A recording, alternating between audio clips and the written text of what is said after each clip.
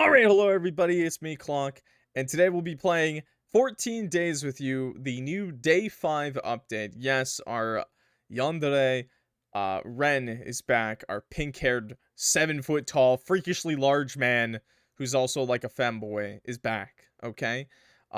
Warning, it's a demo, upcoming horror romance game, specifically created for those who are 18 or older.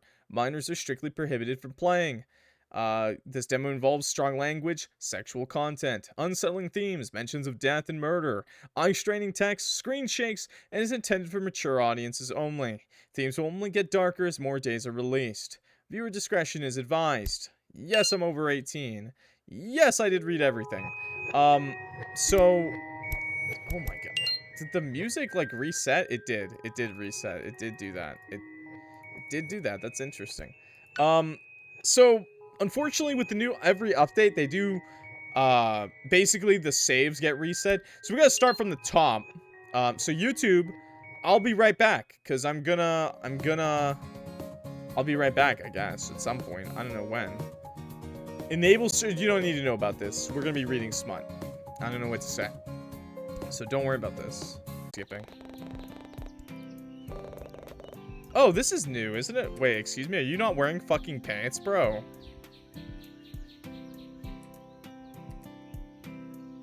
Bro, put on some pants. Stop rubbing your dick on my bed sheets. What the hell? Brother, I know we just slept together, but put some fucking shorts on. God. This is my boyfriend already. I love this picture. He's just like, I'm here, by the way. He's just like, by the way, I'm crashing your fun time with your friends. I'm just at the aquarium by chance. Look at him. He didn't even walk up to say hi. He's just like, yeah, I was walking around the aquarium too today. What a surprise. What an idiot, dude. So captivating. Okay, let's get to day 5. Come on. Okay, chat. Okay. All right. YouTube, we're back. Finally, I'm finally gonna read this game, okay? It took us a little bit because I think there was a lot of new, like, text mixed into it. So definitely play the game for yourself if you want to start from the very beginning, or watch my playthrough from the beginning. But a lot of the text has been, like, changed a little bit in little ways. So anyways, with that, let's start the game. Day 5. Rather than the faint chirping of birds outside my window, it's the sound of something buzzing that rudely pulls me from my slumber. Muscle memory immediately kicks in, causing me to haphazardly throw my arm above my head and fumble around in search of the noise. When my hand lands on what I think is my phone, I groggily pull it closer to see what all the fuss is about. My boss's name flashes on the screen, causing me to awaken fully, and I unlock my phone to read his message. Library closed today. Police closed down the entire street. Unsure why. We'll text you if more information becomes available. Conan. Conan the Barbarian? What? Conan's odd texting quirks aside, what did he mean the police closed down the entire street? Did that have anything to do with what was on the news last night? That reminds me, I still need to call Eleanor and Tio to see if they were alright. I mean, it's been almost an entire day since I've heard any kind of reply from them. I'll try Eleanor first. Not wasting any time, I find her name in my contacts list and press the call button, only for it to immediately go to voicemail. Damn, strange. Pretty sure she's dead. Maybe she's busy. Nah, maybe she's fine. I hope she at least received Conan's text. I'd hate for her to show up bright and early to the library, only to find out that it's closed for the day. I still feel like the settings are, like, a little loud, right?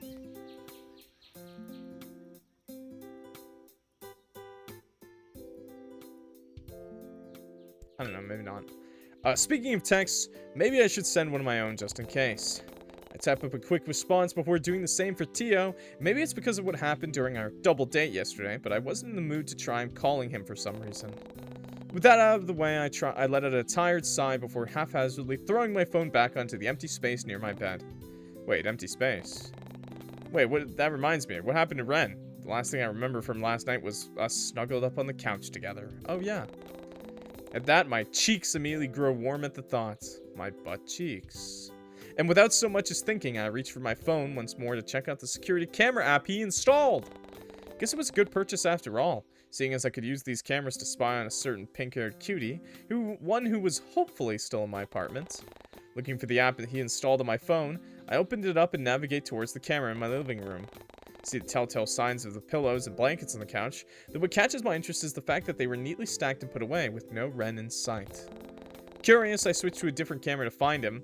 It wasn't in my kitchen either, not near my entryway. There's no point in checking the camera in my bedroom since, well, I'm already here, which only left. As soon as I check out the camera in my hallway, it's then that I notice a familiar pair of blue jeans and a soft cardigan slumped against the wall. Was that Ren sitting outside of my door?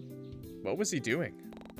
Perhaps a bit impulsively, I sit upright in bed and call out for him, and almost immediately I hear the telltale signs of someone clambering around outside my bedroom.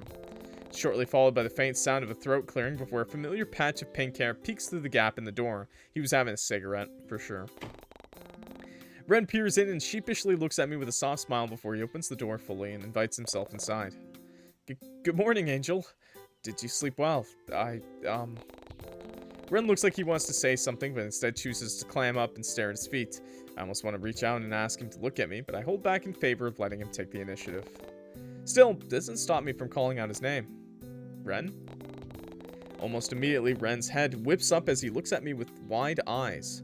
There's a crooked smile on his face. This time, and almost timidly, he shuffles on his feet as if deciding whether he can come closer. Well, you asked me to stay last night. But then you started mumbling about not having enough room for something, so I carried you to your bedroom instead, and then you asked me to join you in your bed, but then you said something about the grown-ups said it'd be okay for me to stay, and I didn't really know what to make of that, to be honest. Shit, seriously? Was I really sleep-talking about something that happened when I was a child? But I figured you really did want me to stay, so I ended up camping out in your living room. So don't worry, nobody came into your room. But besides me, of course. And I only just woke up, actually. Right. If you still want to, I can join you, and, actually, no, never mind. Ren looks like he'll combust on the spot if he talks any longer, and as if sharing the same thought, he clams up and awkwardly scratches his jaw. From that reaction alone, I have the slightest inclination as to what he wanted to ask me. He wanted to bang. Now that I think about it, would it be such a bad idea? Oh, wow, we're just starting this playthrough spicy, aren't we? Okay, sure. Invite Ren into bed. Yeah, sure. Were you going to ask if you could join me in bed? Yes. No, wait, I mean, you don't mind? Because I don't mind standing here, honest. You can't even notice the draft, and I don't mind the sunlight directly hitting my eyes at all. That is the worst. The things we do as men. Come here, Ren. Almost like a puppy, he immediately makes a beeline towards me, but not before closing the door and waiting for me to lift the blankets up. Suppose that's his way of making sure I really wanted him in my bed? Aw. Not wasting another second, Ren joins me underneath the duvet and makes himself comfortable beside me. Hi. Hey, I feel like we've done this dance before. Maybe once or twice. Your bed is just as warm as last time. That's usually what happens when someone sleeps in it. I don't miss the way he pulls the blanket closer to his face with a warm smile. Funny, I sometimes do the same thing whenever I pull my clothes from the dryer. There's just something about the warmth and soothing scents that make me feel happy. It makes me wonder if Ren is feeling the same. I hate it. Personally, that's the worst feeling ever. Though admittedly, it was a bit weird knowing that they're my sheets and not his own, but Ren's eccentric nature had been growing on me these last few days. Somehow, this didn't really faze me anymore. Ren, however, seems to have different thoughts, as if he's realizing what he had just done. His eyes grow as wide as saucers before he whips his head in the opposite direction and feigns interest in the wall. That's a nice wall. There's a prominent blush spreading across his cheeks, and he clears his throat and pulls the blanket down again. Before I can react, my phone goes off for what felt like the 100th time this morning. I fish around for it once more with a groan. No bothering to look at the screen this time. Not. I swipe my finger across the screen to answer the call. Oh, wait, call? Hey, morning, sleepyhead. I've got something big to share with you. If it's not too much trouble, could you wait to the... Could you go to the ferry terminal? Wait. Who's in your bed? Hello? Yes, you. I can see your arm. That'd be pretty horrible. No, man. That's a Halloween prop, Moth, bestie. Haruko is finally real. This is Ren, the guy I was telling you about. Imagine how embarrassing that'd be. Your best friend calls you, and you're in bed with the guy you met 3 days ago. Are you talking about my body pillow? Wait, that one's good. I like that one, yeah. Yeah, let's go with the body pillow. Let's go with... Are you talking about my body pillow? Oh, very funny. I would have been the first to know if you bought a life-sized Haruko pillow. And I'd be the first one to listen to you complain about the cost. Yeah, and then you'd ask me where I got it from. Exactly. So whose arm is that? Angel? Wait, that's not the submissive and breedable guy you were... No! Yo! Hey, yo. This is the submissive and breedable guy I was talking about. Okay, I think we should move on from this topic. Moth, this is Ren. Ren, this is Moth. Nice to meet you, Mr. Submissive and Breed... Moth! What does that mean? It's you, Ren. It's you. It means you. It means you. Now bend over. I'm getting the pegging stick. Nothing, Pookie Bear. Don't you worry. Pookie Bear. Please don't ask. No, ask them. I'm having way too much fun with this. Hey, tell me, does Angel make you wear Haruko's outfit too? No, not yet. Yet? You've talked about this? No, well, if they asked, I'm sure I wouldn't say no, and... Alright, I think we're done here. Moth, didn't you say you had something important to tell me? Alright. Remember how I told you about that drawing raffle I won? You know, the other day when you were at the manga store. Yeah, but you got cut off near the end, though. I couldn't really make out what you were saying after our call disconnected. I did. Weird. Maybe I'm remembering things differently again. Damn. Well, there's no harm in telling you again. You can hear me this time, right? With a something... Oh, okay. He just changed from blush to normal. With a laugh, I nod my head while Ren gives a thumbs up from behind my shoulder. Clearly, he's just as invested in our conversation. Pookie Bear reference. I know. I saw it. He's banned. Loud and clear. Alright, drum roll, please. Guess who won a free trip to New Salvis? Me. That's who. No way. I can feel Ren jolt in surprise from my sudden outburst before he settles back to my side. At that, I shoot him an apologetic smile, one that he returns with his own. Yes, Wei, I'm passing through Cortland Bay right now, and I figured if you were still in the area, maybe we could... Did you want to meet up? Knowing that this could potentially be the first time I meet Moth in person, I don't bother to hide my joy and excitement. Finally, after years and years of video calls and messaging each other online, we now have the chance to do it face to face. But before my thoughts could delve any further, Moth interrupts in a tone equally excited as mine. Would that be okay? I mean, the shuttle won't pick me up until tomorrow morning, so I haven't got much planned, and I wouldn't want to intrude or anything. No, I need to hang out with the queen herself. I know this is all so sudden, we've never actually met in person yet, or even made any plans to. Hey, it's fine. I could show you around the bay, take you to the infamous beach from Attack on Giants. Say less! It's then that I realize Ren is still sitting next to me, peering over my shoulder while Moth and I converse. Leave! Leave, man! Go away! This is girl talk! A wave of guilt washes over me, but Moth seems to step in before I can react. Oh, right. The iconic beach scene wouldn't be complete without Haruko, would it? You should bring him with you. I don't mind. Yeah, we can make him strip. Take photos. My name is Ren, but if it's really alright with Angel too, I wouldn't mind tagging along. Oh, right. You're a big fan of Attack on Giants too. You remembered?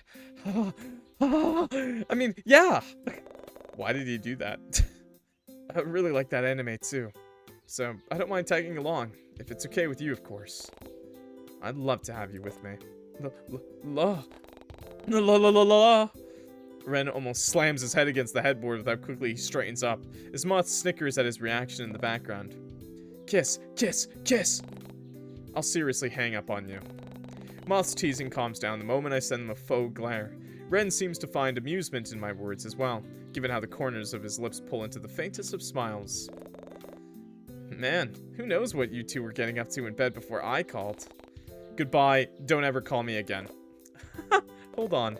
I'll be waiting for you guys at the ferry terminal, but don't make me wait too long. Watching the ocean makes me feel nauseous. Also, I want to be the one who hangs up first. Bye! Before I can get a word in, Moth flashes me a cheeky grin and ends the call. Well then, I guess it's breakfast to go. With a smile, Ren eagerly nods his head. Nice! Now let's get him a bikini to wear. Okay, chat? We're gonna put Ren in a bikini. Nice, submissive, and breedable man. The salty aroma of the sea is the first thing I notice before a large ferry boat comes into view. Ren becomes a temporary second thought the moment I realize who might be on that ship, and I hurriedly make my way towards the dock where Moth is waiting. Wow, we are... Imagine having a friend that you've never seen before, and you finally get to meet them, and your submissive and breedable boyfriend's there, and he's not even wearing a bikini. Like, what the hell is this boy toy for? Angel. Moth. Angel. Moth. What? Almost immediately, Moth runs towards me with outstretched arms before pulling me into a warm hug. Their excitement is almost palpable as they laugh in my ear. Also, their plaid shirt, super ultra based. I've got a blue and black plaid shirt myself. Super great. I'm wearing a purple one right now. Purple and black. Dark purple. Okay. Their excitement is almost palpable as they laugh in my ear and give me the tightest squeeze I've ever experienced. They nearly swept me off my feet too. Had it not been for the potential safety hazards of swinging someone around on a slippery dock. Man, I couldn't wait to get off that thing. Never again am I going to ride on a ferry. Ever. Ever. Wait, they're not that bad. But oh my god, you're actually here. You're real. And you're taller than I expected too. And whoa, I love your outfit. Must be the shoes. There he is. I have to get a similar pair of... He's like fucking 7 feet tall, isn't he? He's probably like, why is there a giant standing next to you? Holy shit, is that? You're joking. You're actually joking. Is this real? No way, the real-life Haruko standing before my eyes right now. Following Moth's gaze, I notice Ren sheepishly walk up to the both of us and stand by my side. He doesn't seem to greet Moth in any way, but just as I turn around to fully face him, Ren removes a hand from his pocket and gives a shy wave. Ah, I guess I've gotten so used to Ren being more forward around me that I almost forgot about his reserved side. It's nice to meet you again, and I get that a lot. Hi, Petty Leah. It must be my shoes as well. Yeah, the shoes. Moth, you haven't even looked down yet. Do I need to? Everything I need is right here in front of me. And shit, did I say that out loud? Whatever, it doesn't matter. You can't blame me when I've got the real-life Haruko standing in front of me right now. Do you like this game? Yeah, it's pretty fun. It's pretty funny, I won't lie, too. There's a lot of smut. Reading smut live on Twitch is, an experience. The art is amazing on this game, too. Don't ever get told. And I really like the horror aspect of it, because, well, we're on day 5. I guess spoiler alert if you're new to the game. Spoiler alert. This is a horror game. A horror romance game. So I like that aspect a lot, too. And I love Moth. We just met Moth, and I actually love her. She's bestie, for real, for real. Whatever, doesn't matter. You can't blame me when I've got the real-life Haruko standing in front of me right now. Where'd you get your hair done? Can you save me from a giant? Do you need a spouse? God, I've seen what you've done for others. Moth. Never seen them so animated before. It was almost hard to believe that this was the same Moth who'd always shy away from social situations. Sorry, I'll try to tone it back. Keyword being, try here. But for real though, thanks for coming out and meeting me like this. I know it's really last minute. Not at all. I had nothing planned for today anyway, and I'm glad Ren was willing to tag along. Of course. I like making you happy. Ugh, he really is Haruko. Oh, it's Ren, and I guess. Well, apart from the hair, I suppose it's just a major coincidence that Haruko and I happen to act the same. It's one of the reasons why he's my favorite character, actually. It's hard to miss the way Ren looks at me when he mentions Haruko as his favorite, but it happens all too quickly that I fear it was just a trick of my imagination. Yeah, I like him because he's hot. Plus, he whimpers and pouts in the most cutest way whenever he's upset. He really is Mr. Submissive and Breedable. Holy shit. Holy shit. I almost laugh at the way Ren's eyes widen at Moth's words. Also, have you seen him in the latest episode? I swear the animators knew what they were doing when they ripped his uniform. Wait, I haven't seen it yet. Don't spoil it. Oh, shit, sorry. My bad. But hey, if you've got the time, why don't we all watch it together later? Sounds like fun, don't you think, Angel? I knew you were waiting to say that. He's not like me. I don't whimper or moan or anything like that. I wasn't expecting Ren to join in, much less witness Moth be so social with someone. Stop staring at me, chat. Stop that. But then again, Moth, much like me, Moth has been obsessed with Attack on Giants since it first came out. So it made sense for them to be able to gush about it with any restraint. Plus, it was nice to see Moth having fun, so who was I to put a stop to it?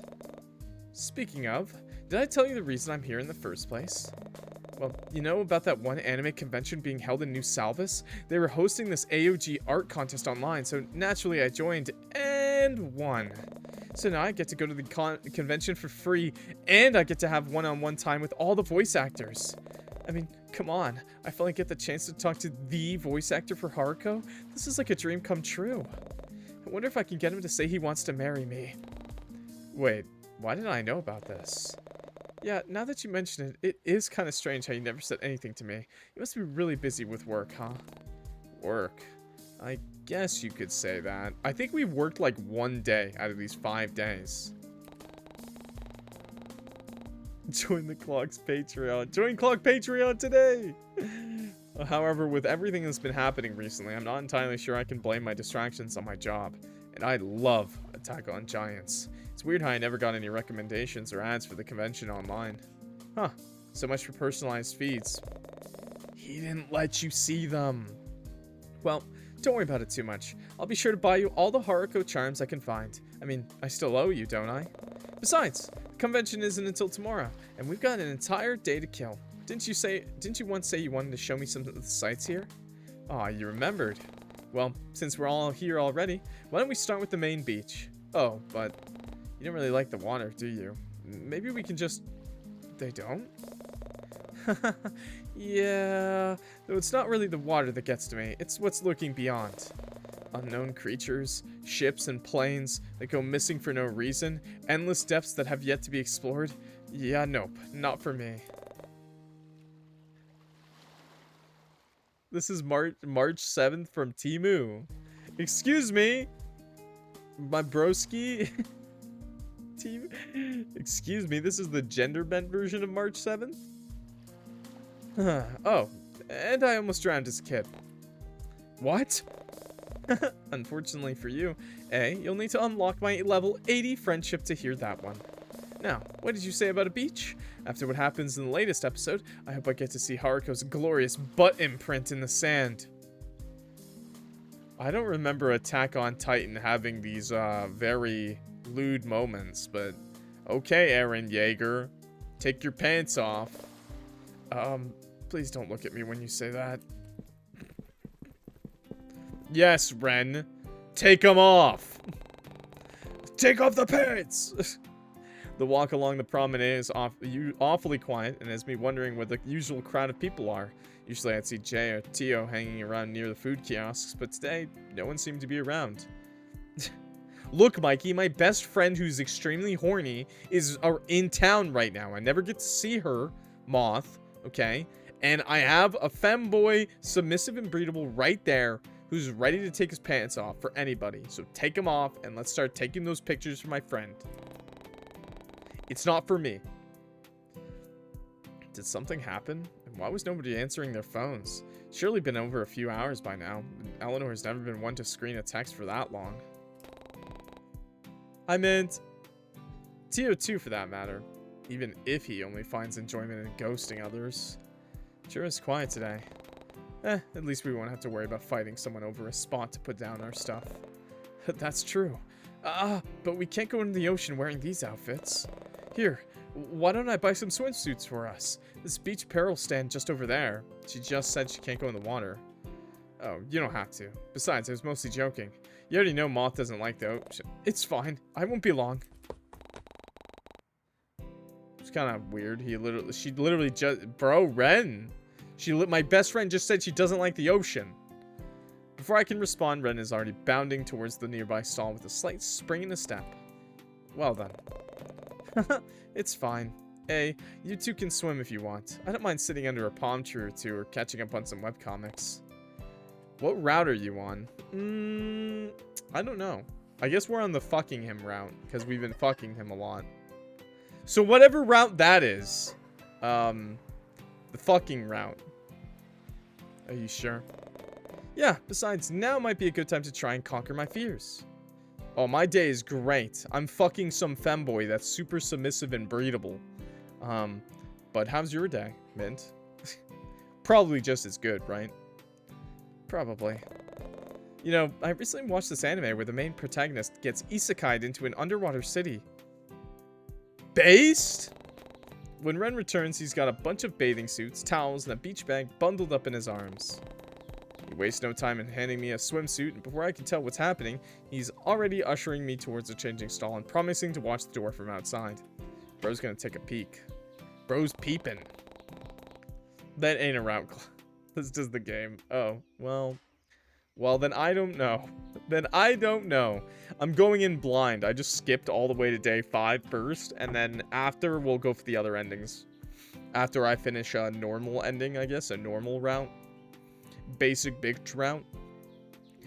A small part of my brain picks up on the fact that the swimsuit is in my exact size, but I put it on the back burner for now so I can focus on changing out of my regular clothes. When I look at all the items Ren got me, I notice that it shows part of my skin. It doesn't show any of my skin. Excuse me? What do you mean? What do you mean? He got you like a diving suit? Oh, baby. I found the perfect bathing suit for you. And then he just hands you a full body diving suit?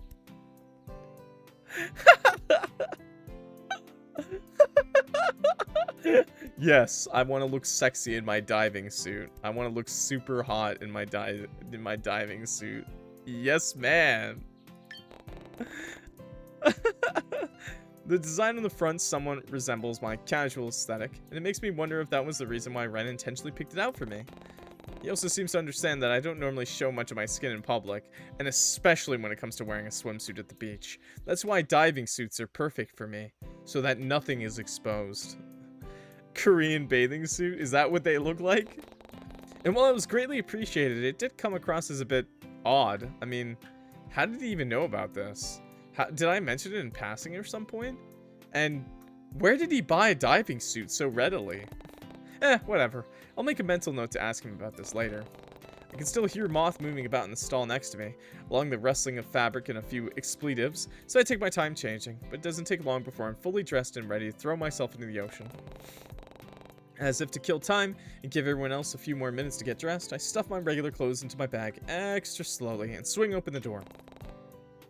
Only to find Ren still waiting for me on the other side. What's up? All done. That was quick. Guess it's my turn now, huh? It's then that I noticed that there were only 2 stalls available and that Ren was really taking his guarding job seriously. Hey, yo? Hey, yo, in the stall with Moth is right next to us. Moth is right there. Moth is right there, homies. Let Ren join me in the stall. Okay, never mind. We're getting smut early. I'm actually not quite done yet. Do you want to share my stall? Almost immediately, Ren's cheeks turn a bright shade of red as he practically chokes on his own spit. Join you? Are you sure? I can wait outside until you're done. I don't mind. Really. Besides, that stall probably won't fit the both of us. Oh, for Haruko's sake, just use their stall. Moth's words catch us both off guard. Okay, never mind. Moth's a freak. Moth's a freaky friend. She's got the camera, like, slipping in from over the stall. Moth's words catch us both off guard before Ren turns his gaze back towards me and pairs it with a sheepish smile. Figuring that his tipness was holding him back from taking the initiative, I move to the side and silently beckon him closer with a wave of my hand, as she should. And almost shyly, Ren stumbles forward and tries his best to squeeze inside the stall without disrupting me. Despite his large frame, as if to offer him some sort of comfort and breathing room, I give Ren a reassuring smile and turn my back. Don't worry, I won't look. I wouldn't mind if you did. What was that? I said, I won't look either, so don't mind me. I can still hear you two, you know. Hi, Moth. Yeah, whatever. You guys better hurry up. I'm almost done here. Aw, no spice. Oh, my lord. Walk to the beach is nothing short of eventful, and soon enough, we find ourselves at the entrance of the infamous Giant's Cove. Yeah, I'd date Moth too. But I don't think we can. Maybe in the future? Moth can barely contain their excitement as they take in the familiar scenery before them, and I don't miss the way they start to babble about the striking similarities between the beach scene from AOG and the current scene laid out before them. Freaky much? Look, I like having a little bit of smut in my writing, okay? I'm just a little thirsty, that's all. But don't worry, I drank some water. I've already visited this cove enough times for the excitement to wear off, but watching Moth have the time of their life right now only seems to hype me up even more. When I look back at Ren to see whether he was feeling the same, I find that he's already staring straight at me with a soft look in his eyes. He reaches a hand out to me, but just as he's about to say something, Moth cuts him off. Actually, one second. Oh my god, he really did buy diving suits!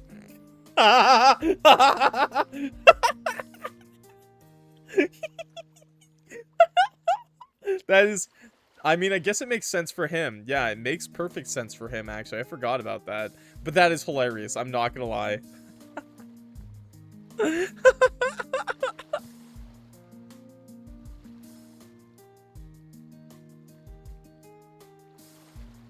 Sorry.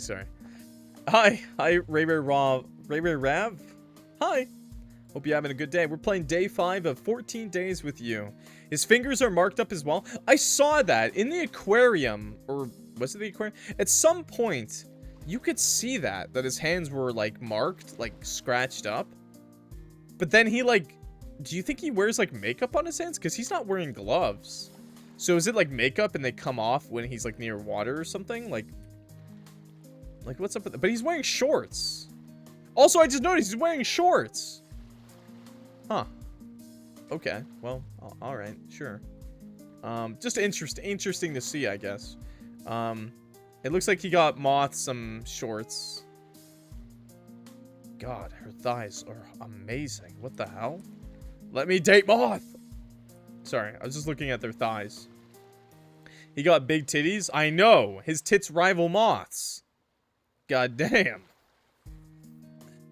They actually built a monument for Attack on Giants here? That's so cool.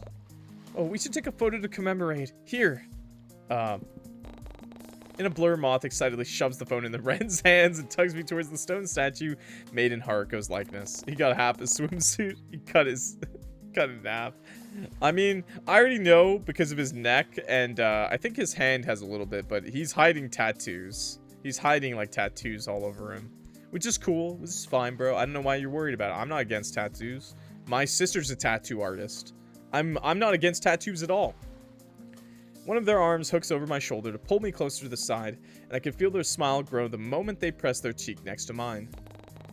His prison tattoos. Oh no, that's why he's hiding them. They're made with like a needle out of a toilet. Ren, however, seems to have a bout of confusion as he takes in the scene in front of him. before he snaps out of his daze and lifts Moth's phone to take a photo. That heart on his, like, on his crotch there probably has a big face of his prison husband's face on there, like, tattooed on. He's...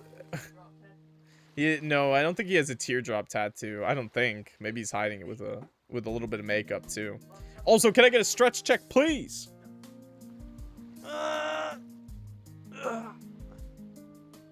Get that stretch in, chat. Shake it out. For Harambe. For Ren. For Attack on Gitans. Gitans. For Attack on Vagina. Take it out. Whip it out. Air freshen that shit. Let it breathe. Cracked my back. Nice. That's what I'm talking about. He's probably on the run from Skynet because he's from the future. That's how he knows all about you. Wow. And crazy. That's just so crazy to me. Okay. Ooh, let's see the results. When I peer over Moth's shoulder, I see that the photos Ren took were actually kind of bad. Although the statue and I were perfectly in the frame, Moth seems to be cut out entirely, with only the arm around my shoulders making this shot. Dude, at least try to hide your... Hey, what about me? You're right there, see? My arm, you mean? Yeah. That doesn't count. Here, take another one. Why did he hit her with the my pictures are good. What the hell, Ren? Ren, you're not a girl's girl, okay? He's so petty. What the hell? Look at him! Look at his pissed off face. This time Moth curls their arm around my waist and leans closer to my side. I don't miss the way Ren's eyes widen, nor the way he takes a second too long to take the photo, but I chalk it up to him being surprised at Moth's sudden clinginess. Was he jealous because we didn't have any pictures like these of our own? Before I can think about it further, Ren's voice grabs my attention. There. Sorry. There. Better. When Ren hands the phone back to Moth, they hunch over the screen and look over everything with a critical eye. It's almost comical watching them zoom in and out to scrutinize every little detail, but I figured it'd be best to leave them to their own devices once I see them open up a photo editing app. No doubt to cover our faces with AOG stickers before they share it in their family group chat to boast. Turning to my side, I look at Ren with a teasing expression. What about you, Buttercup? Huh? Don't you want a photo to commemorate this moment as well? Without waiting for a response, I playfully pull Ren's phone from his pocket and aim it at my pink-haired companion. Moth, come here. We'll take care of you. Sorry.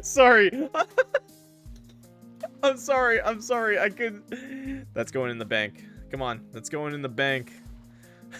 Why is he serving so much cunt right here? What the hell? Dude, he's slaying. Bro. I'm not that petty. Saved of your name. Ren immediately covers part of his face with his hand, but quickly realizes that he isn't wearing his thick cardigan, so the sleeves of his rash guard hardly do much to hide his growing embarrassment.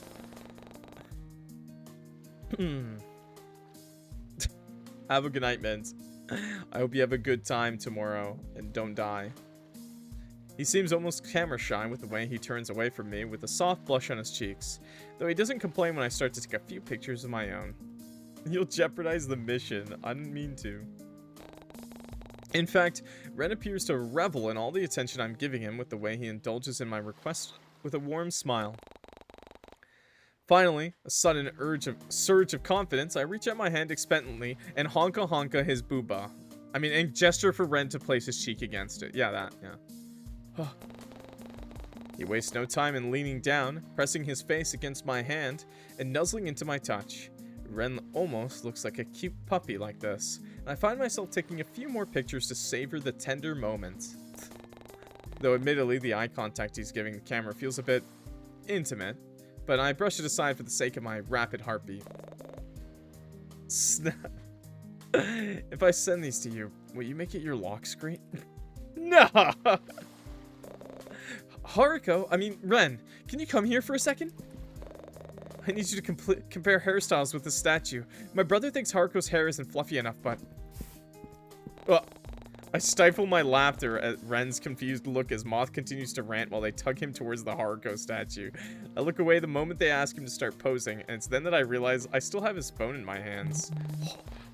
Snoop! Snoop! Call me Snoop Dogg, chat. I'm on the case. I'm on this like a joint. But just as I move to return it to its rightful owner, the screen immediately lights up and starts to vibrate. Read his texts. Perhaps it's muscle memory kicking in from all the times my own phone would go off, but I find myself unconsciously lifting it up to look at the screen before realizing what I had just done.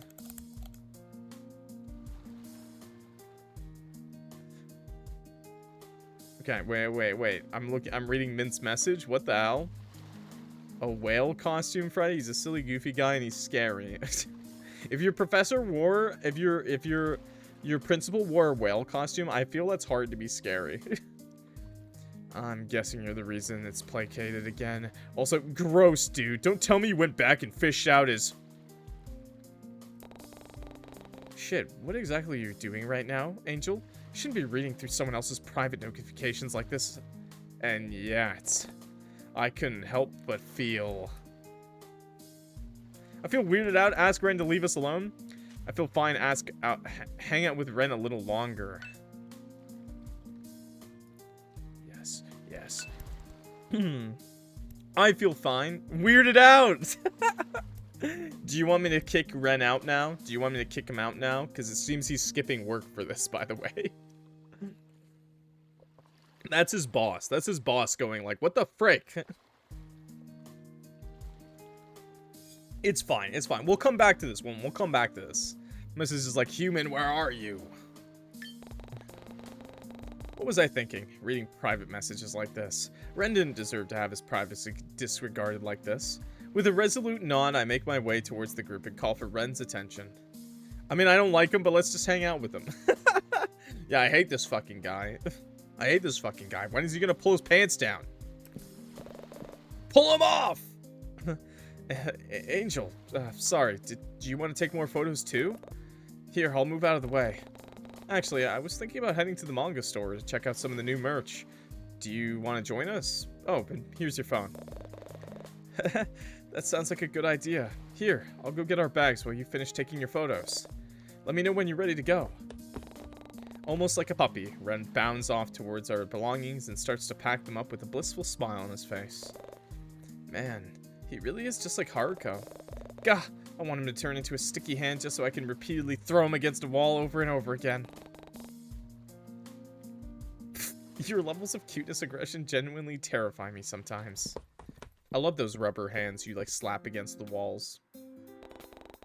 The moment we reach the main street, I immediately pick up on the lack of, well, noise. Aside from a lone cop car, there were hardly any other cars or people on the street. Most of the stores appeared to be closed. Take up your pants, baby girl. Weird. Was today a public holiday? I doubt it, considering I was initially supposed to be working today. Oh, wait, oh, shit, I never changed the category on Twitch. That is a skill issue. Give me a second, chat. I gotta just put us in games and demos. Whoops. No, it doesn't have its own category. Done. There we go.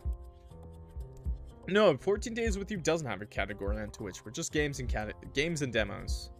Anyways, but before I can dwell on it any longer, I suddenly find myself being thrust forward and onto the road by an unknown force, before Ren reaches out a hand to pull me back.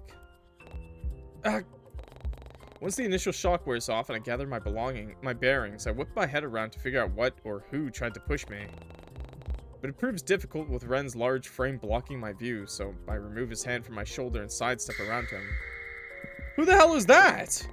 When I do, I come face to face with a dark, hooded figure who doesn't even bother to acknowledge our existence. What the? This asshole really tried to push me into oncoming traffic and walked off as if nothing had happened?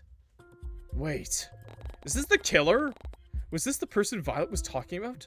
The tall build, the hooded jacket? The only thing that's missing is the crazy amount of belts on their leg. So this is my stalker? I have half a mind to just pull down their mask and pull down their pants. And then kick them in the junk.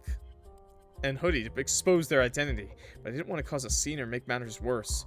Ren, however, seems to have other plans. Yeah, if I'm the guy in that situation, if I just watched my girl get fucking pushed into oncoming traffic and I stopped it, you'd bet I'd be on that guy's ass, dude. I'd be pounding his cheeks. There'd be no hope for him in public, okay? He'd be on the ground screaming for his mama. Before I can react, he surges towards the hooded stranger with a nasty scowl on his face. The fuck's your problem? Not even going to apologize. When no response comes, Ren reaches for their shoulder to get their attention.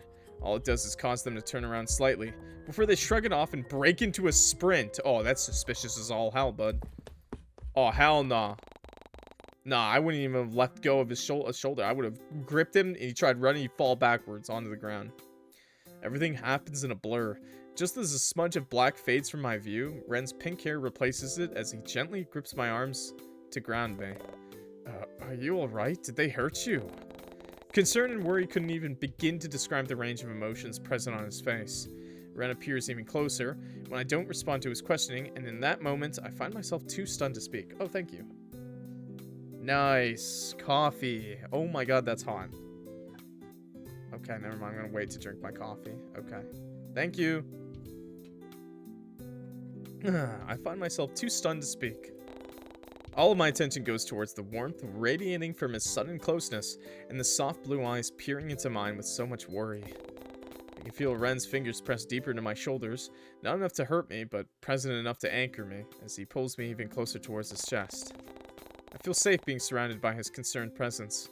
It was nice to know that he cared so much for my well-being, so much that he'd willingly pick a fight with some stranger for a simple apology.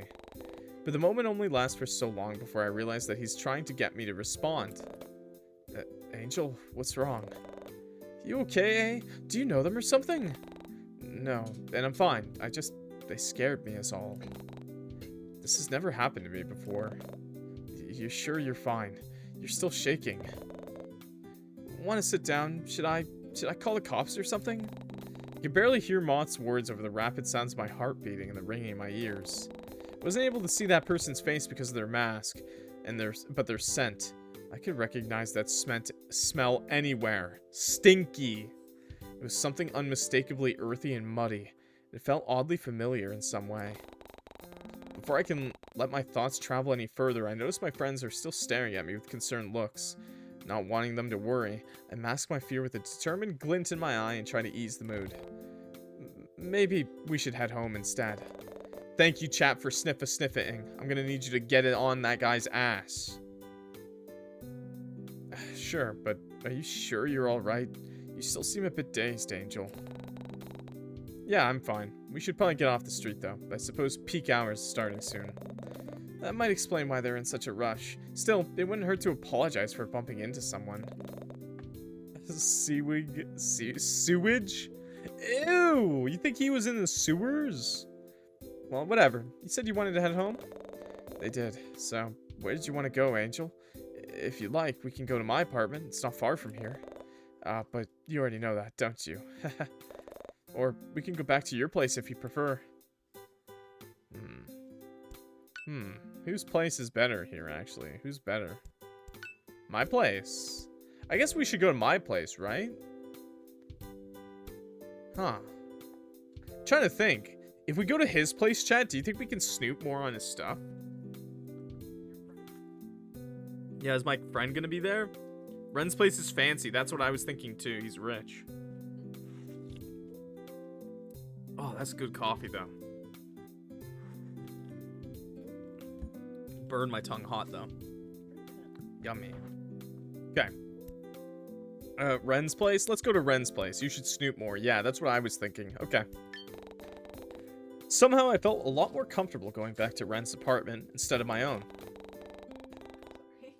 I don't want to risk Moth's safety either, so I try my best to convince myself that this really is a good idea after all. With a resolute nod in my head, I turn to Ren with a meek smile. Would it be alright if we go to your apartment? Yes, of course. It's totally fine. It's not far from here anyway. Moth still seems a bit peeved by the person who bumped into me, but they still nod their head at my question. Alright then, let's go. Yeah, his apartment's way bigger too. He's like at the top floor. Soon we will arrive at Ren's apartment. The elevator ride to his floor is just as slow and tacky as last time, yet Moth doesn't seem to mind in the slightest. In fact, they seem to be wholly engrossed with their surroundings, much like I had been the very first time I visited Ren's place. Stepping inside, I noticed that my slippers from last time were waiting by the door, and the sight alone sends a wave of appreciation through my body. Did Ren leave them out for me? As cheesy as it sounds, it almost feels like it's coming home to my own apartment. But it's Moth's awestruck voice that pulls me back to the present, and I watch in silence as they take in the scene before them. Funny, was this how I looked when I first arrived here? Oh my god. What kind of entryway is this? And is that marble flooring? Dude, you can afford this much marble? Why, yes. Yes, I can afford this much marble. I didn't buy it. It came with the apartment. And so did the rest of the furniture, or most of it. That's a whole lot of marble. I literally said the same thing. Right? Look at all of this. It's just marble. Jeez, I guess I skipped the episode where Haruko became a millionaire. Like I said, I'm not Haruko. I'm Ren. Are those Duchi? Those Duchi slippers? Since when could you afford those? These? They belong to Ren. He let me borrow them the first time I came here. Oh. Are there any spare slippers for Moth, too? Duchi. I'll have a look. He really didn't want to give her them. He's like, ugh. Someone other than you have to wear the shoes I buy? Ugh. You have more than one pair? Shit, sorry. I probably shouldn't be so loud, huh? You're fine. Ren doesn't have any neighbors. Or at least he didn't until recently, I think. Sorry, coffee. Sure sounds like you're really used to living here, huh? So when are you moving in? No, now that I think about it, the idea is rather tempting. Ren already seems fine with the idea of being my boyfriend. Surely he'd enjoy being my roommate, too. But before I can get carried away with these it's been 5 days! Not even! It's not even the end of the 5th day! There's no way. There's no way. Sure, you've been to his house, but you don't know how he lives. You don't know how he spends his day-to-day, chat. And that matters a lot, okay? You don't know what someone's like when you move in with them. It's completely different. What if he snores? That's a good one. But that man is 7 foot tall, so he snores. Let's be honest. He snores. That man is 7 feet tall, probably 260 pounds of, like, man meat. He's a fucking snorer, okay? I'm sorry to tell you. The bigger they are, the louder they snore. That's just the way it be, okay? But before I can get carried away with these fantasies, but that's why they make earplugs, okay? I remind myself of why I'm purposely trying to distance myself from Ren in the first place. I didn't want him to get involved with my personal problems, nor did I want to give my stalker any more ammunition to use against me. I snore? Yeah, I snore, yeah. Is that what you tell yourself, Clock? I have yet to sleep with a man who hasn't snored. I'll tell you that much. And I've slept with a lot of men, apparently. You know, whatever, chat. In fact, I mean, look at the space. If you won't live here, I will. We know. How many rooms are there? How many kitchens does this place have? Is there a cinema room? Ooh, what about... Everyone who's ever said I don't snore, I don't snore. I've always found them snoring. I don't know why. Everyone's like, I don't snore. They snore. You know snore. The scariest thing, way worse than snoring in my opinion, chat. I don't care if you snore. It doesn't bother me. That's nice white noise. I like white noise while I'm trying to sleep, okay? You know what's actually fucked up? Is when the person's eyes are open. That's like the scariest thing, to wake up. You wake up, you look over at the person sleeping next to you, and they're just staring at you. They're like... Have I done that recently? No, but some people are real creepy when they sleep, bro. When they talk and laugh, it's... I know! It's happened! Ginger did that one time to me. That'd be creepy as hell. Yeah, I know, because Ginger's done that to me, okay, chat? I like how Clock is like, I've never slept with a man who hasn't snored, and I've slept with a lot of men. That's what I said. That's the whole line. When they talk with their eyes open. Yeah, Ginger did that to me one time. My sister did that too when I was a kid. I'd sometimes like we used to share a bed, me and my sister, at one point when we were really poor, and she would have her eyes open like sleeping, like and she'd talk and she'd like laugh, and it's but her laugh was like demonic. My mom says she used to come into my room and close my eyes because it creeped her out. Oh god, it's so creepy. Oh god, it's horrible. Nah, way worse than snoring. Snoring, you know the person's fucking asleep and nothing's happening, you know? Eyes awake, it's creepy as hell. Used to sleepwalk and scream and laugh in my dreams. It ended when I grew up. Yeah, sure it ended, bud. Sure. Your parents just bought you a weighted blanket, yeah. It did! Here, try and see if these fit you. Ren's voice cuts Moth off as he throws a pair of shoes onto the ground. Oh, they're a little tight around the toes, but comfy. Well, they're probably all her size, yeah. They're probably all Angel's size. That's too bad. I don't have any other sizes. You know, they look like they might fit me better. Actually, here, want to swap? Moth's slippers definitely appear smaller than the pair I'm currently wearing, but they didn't look too uncomfortable. That much is evidence when we swap, and Moth seems to be feeling all the more better in a larger pair of slippers, if their wide, appreciative smile was anything to go by. You don't mind? Not at all. Actually, maybe I do have another pair that'll fit you better. Hey, here you go. Hey, here, I'll go and check again. It's cool, Ren. Don't worry about it. Wait, he purposely did that! He's such an asshole! He's an asshole because he wants her to leave. That's so funny, man. Hi, Hilmbrick. Nice to meet you. I'm Clock. We're playing 14 Days with You, day 5, and Ren's being a bit of a dick. It's cool, Ren. Don't worry about it. He's like, but she's wearing your slippers. I gave her the small slippers so she'd leave. Yeah, he's like, I came on your slippers. They're for you. I marked them. Pee all over them. It's pee on the left, come on the right. You don't want to know what's on the bottom. As we make our way into the living room, Moth suggests... I'm sorry. Shut up.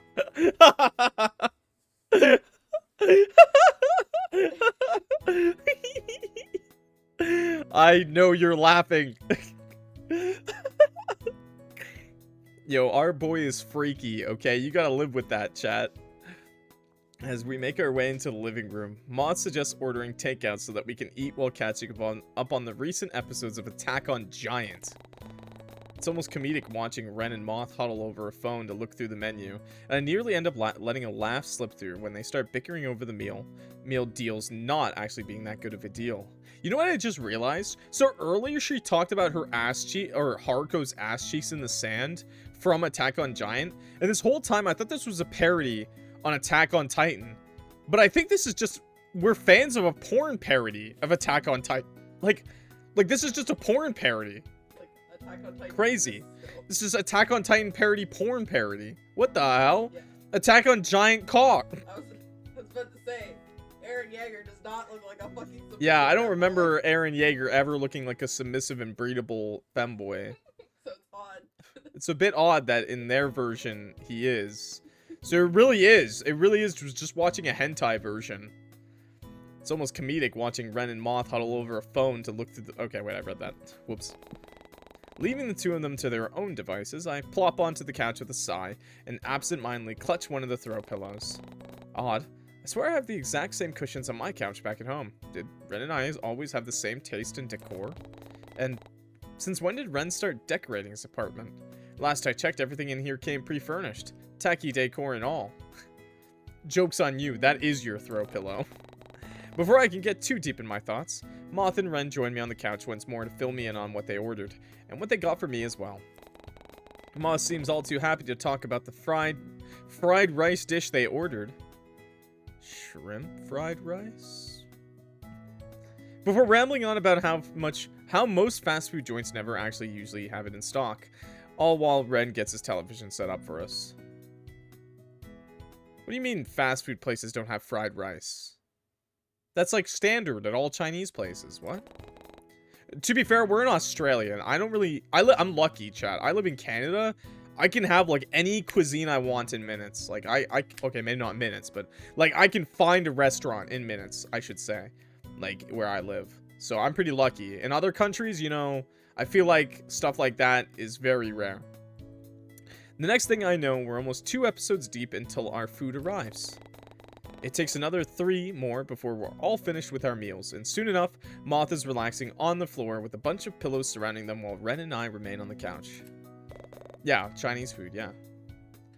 Here we go. It's finally beach episode time. Yeah, we're watching a porn parody. Yep. You guys have to see the outfit the animators put him in. It wasn't in the manga, but I still think it's cool. Wait, we should turn the lights off for maximum effect. Moth's voice fills the silence as they get up, flick off the light switch, and start to pump themselves up for the opening song. Yet my mind can't help but wander towards today's events. Still couldn't shake off the encounter from earlier, with the fact that I now had solid proof of a stalker who wouldn't leave me alone. Still, going to Ren's place was definitely a smart idea. There's an entire team of security personnel down in the reception, and you need a specific keycard to make it past the first floor. Now knowing this, I wouldn't have to worry about Moth's safety as much. For some reason, well, I don't know why, but I always seem to feel a lot better whenever Ren is around. Speaking of, cast a sneaky glance in Ren's direction, only to find him sprawled out on the couch. He's like, hey, I've had a long day.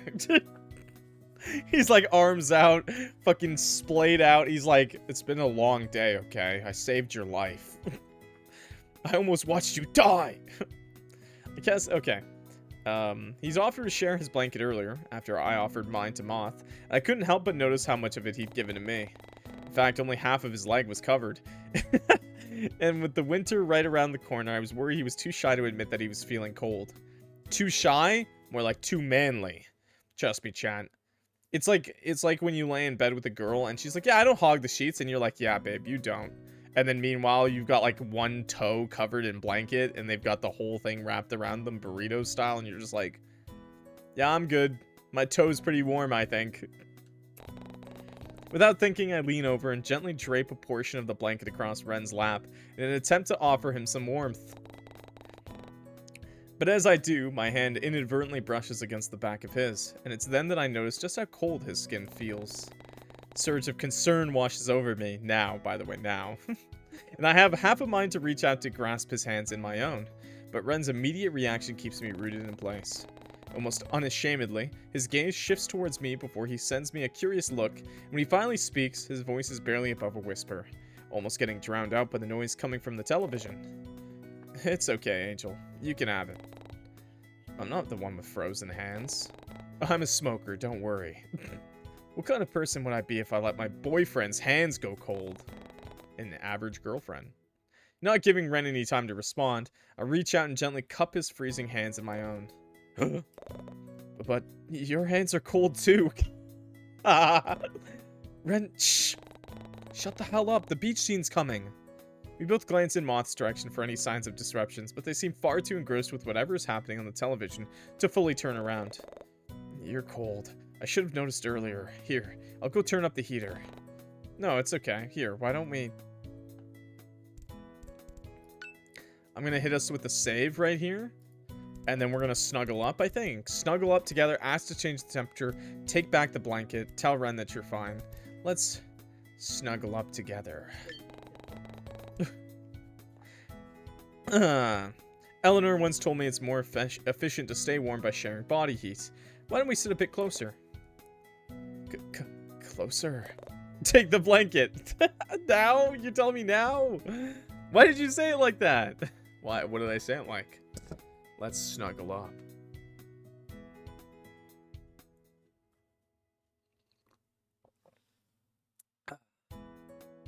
Yeah, sure. Okay. Seriously, Ren, quiet. Without missing a beat, I throw the blanket over our shoulders and scoot closer to Ren until my arms and thighs are brushed up against his. But Ren takes it a step further by pulling my legs over his lap and resting one of his hands over my knee to prevent them from falling. And just as I dare to take a glance in his direction, Moth chooses now of all times to turn around to talk to us. Awkward. Finally, we get to see Haruko. I doubt they realized what Ren and I were currently doing in the dark. In fact, Moth seems all too engrossed with the TV as Haruko's grand entrance flashes on the screen. Yet I couldn't help but let my mind wander towards Ren. Being this close to him, I can practically feel the warmth radiate from his body, yet all I can focus on is the way his thumb rubs small circles on my knee while his other hand plays with the loose material of my bottoms. Not in front of my friend, bro.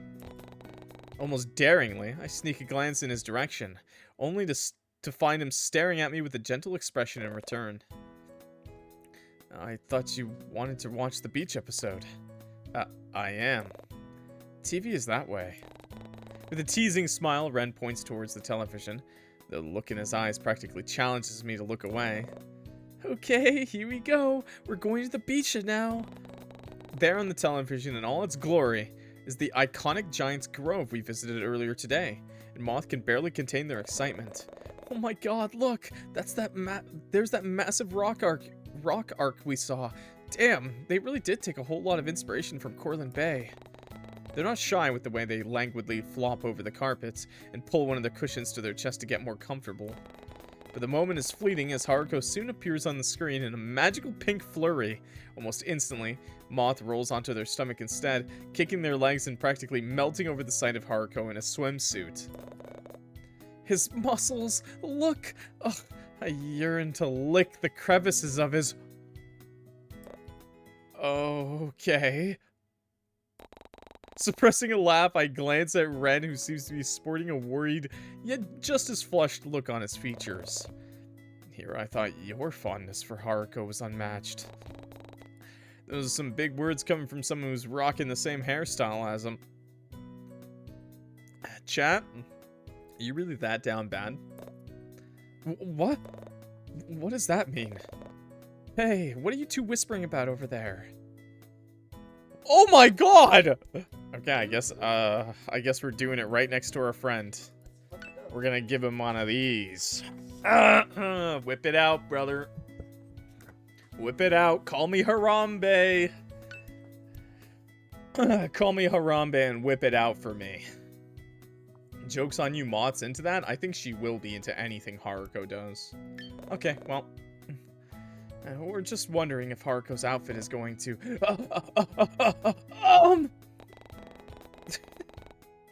The sun-urged tease Ren washes over me once more. Before I can stop myself, I trail my hands up his leg, getting increasingly closer to the front of his jeans with every inch. Ad break!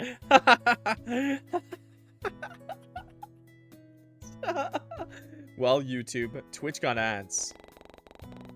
Ren practically chokes on his spit the moment my hands lands on his upper thigh, as one of his own moves to circle my waist. Just when I think he's about to move my hand away, he instead lets it rest there. Stealing a quick glance in his direction, can't help but let out a teasing puff of laughter at just how red his cheeks have become. But in my moment of weakness, Ren unexpectedly turns it into an opportunity to wrap his arms around my waist and pull me directly onto his lap. Where did this sudden burst of confidence come from? Oh, now this went from like a little hand work there, you know? And now it's gonna be a lot more under those sheets. As I shift to get comfortable, I can feel the telltale shape of his hard-on pressing issue against my thigh, which brings me back to my initial plan of trying to make Ren flustered. Well, look how that turned out. Didn't think I'd let you get away with that, did you? We can't have your friends seeing me in this state. Guess you'll just have to finish what you've started, I can practically feel Ren's smile against the shell of my ear as he leans down to whisper in a hushed tone. The lone husky vibration from his voice alone sends a shiver down my spine, as well as sparking a bout of excitement in the pit of my stomach and making me want even more. Without thinking, I unconsciously find myself reaching for Ren's forearm to steady myself as my eyelids flutter shut. What's happening?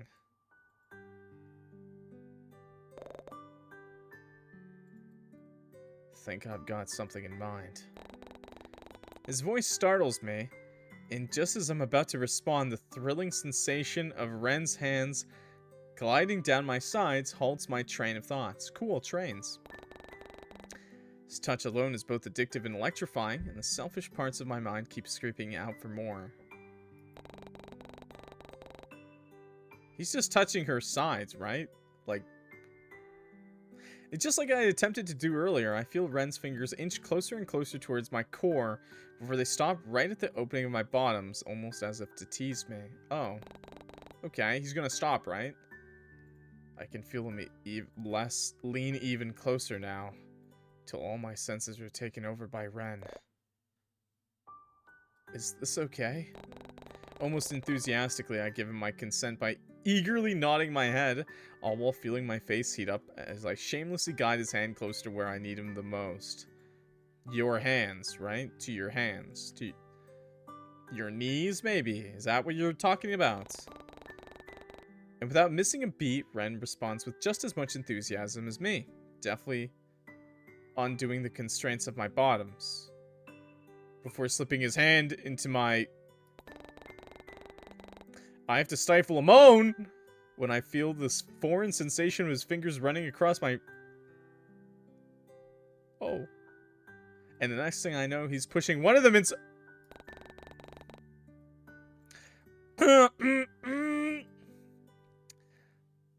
Wave of pleasure racks through me, and I cling onto Ren's upper arm to stop myself from toppling over.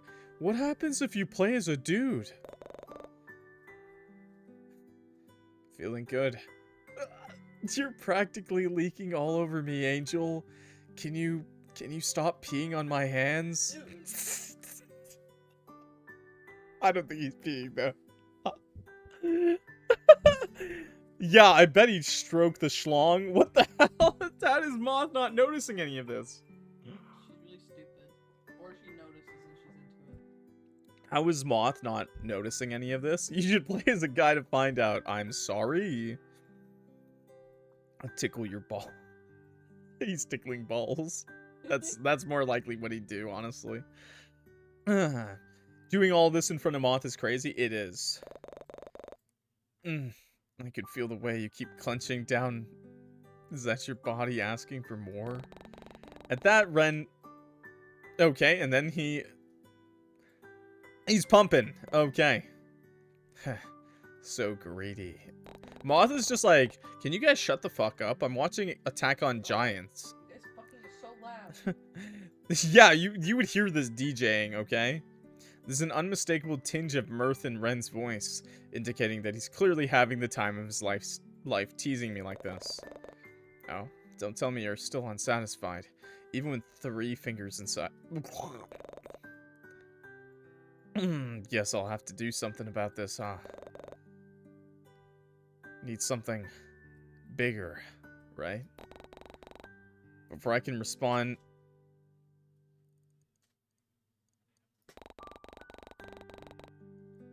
What are we doing next to Moth? Our best friend is next to us.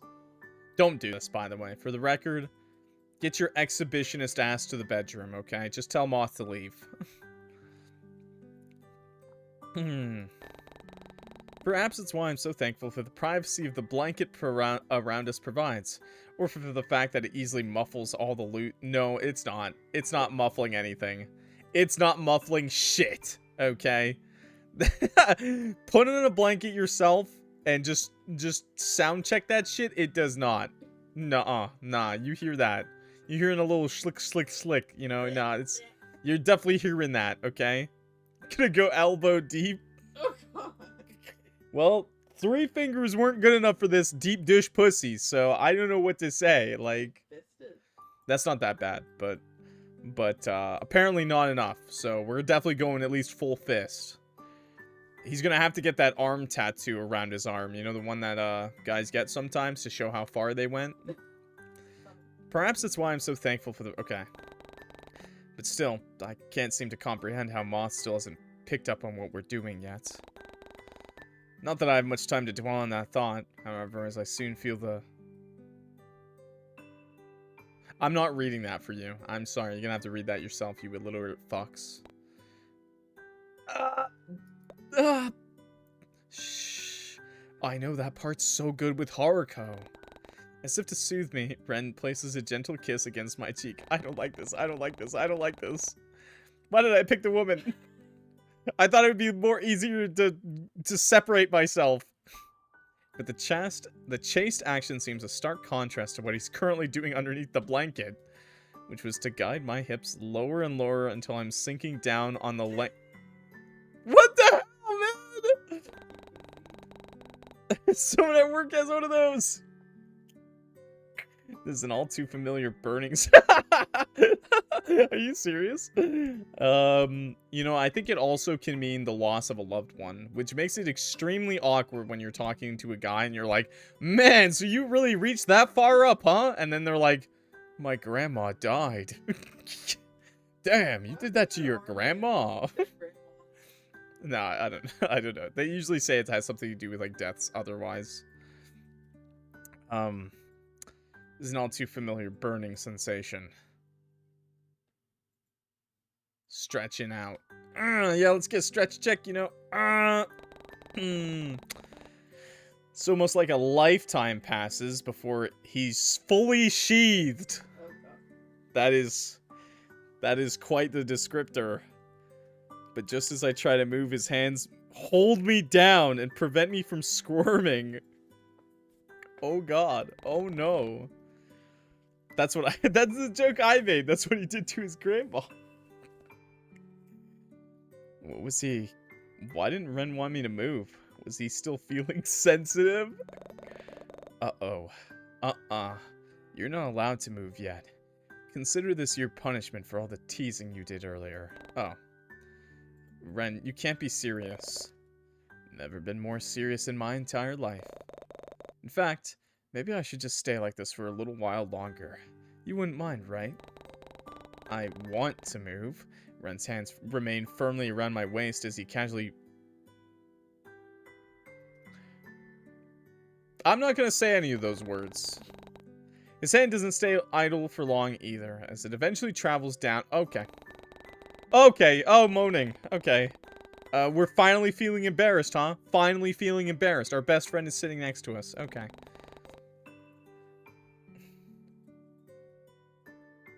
Okay, let's... There's no way she didn't hear every second of this. There's no way. The couch is literally vibrating right now, by the way. No. No, I'm done. I'm done. I'm done! Turning his attention to the exposed shell of my ear once more. Well, oh, okay. Okay. That Ren immediately perks up with a mischievous glint in his ears. Oh, because of the moaning. Okay. Hey, I wonder if I can make you do that again, though. Your friend would probably take notice, huh? I wouldn't mind that, actually. Ren! That's super freaky, bro. There's something so thrilling about them catching us like this. Don't say that! That's so cringe, man! At least then they'd understand that I'm the only one who can make you feel this good. It almost seems like Ren is rambling to himself instead of me. Must be getting hard for you to focus now, huh? Good, because that's exactly what you do to me. Sometimes I'd watch you while you worked at the library. It's always so hard for me to focus on reading when you're constantly moving about. You know, bending down to pick up something or stretching upwards to place a book on the shelf. Wait, he's a fucking freak and a creep. What the hell? Sometimes I'd catch your scent whenever you walk past the aisle I'm in. Then I'd have to resort to relieving myself in the... TMI, bro. TMI. Hey, are you listening to me? Extremely difficult to listen to anything when all I can focus on is the way Ren's... Oh, yeah. Nothing to say. Feels that good, huh? Want more?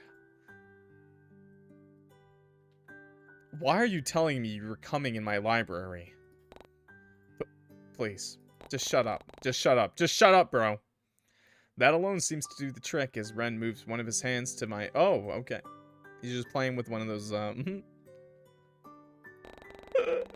We love boobies. Okay, alright. Wake up, Moth! Save me! Okay, nope. Nope. He just moaned in my ear. Think you've been patient long enough. Time for your reward.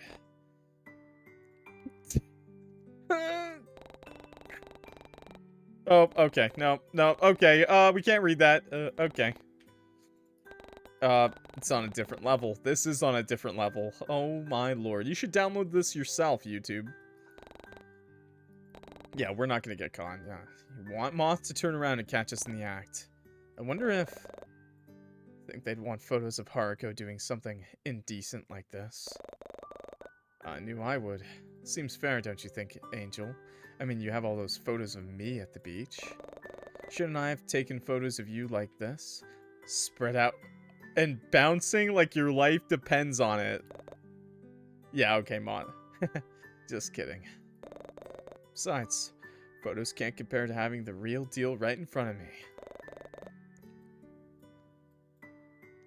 Being able to do this definitely beats doing it with my hand.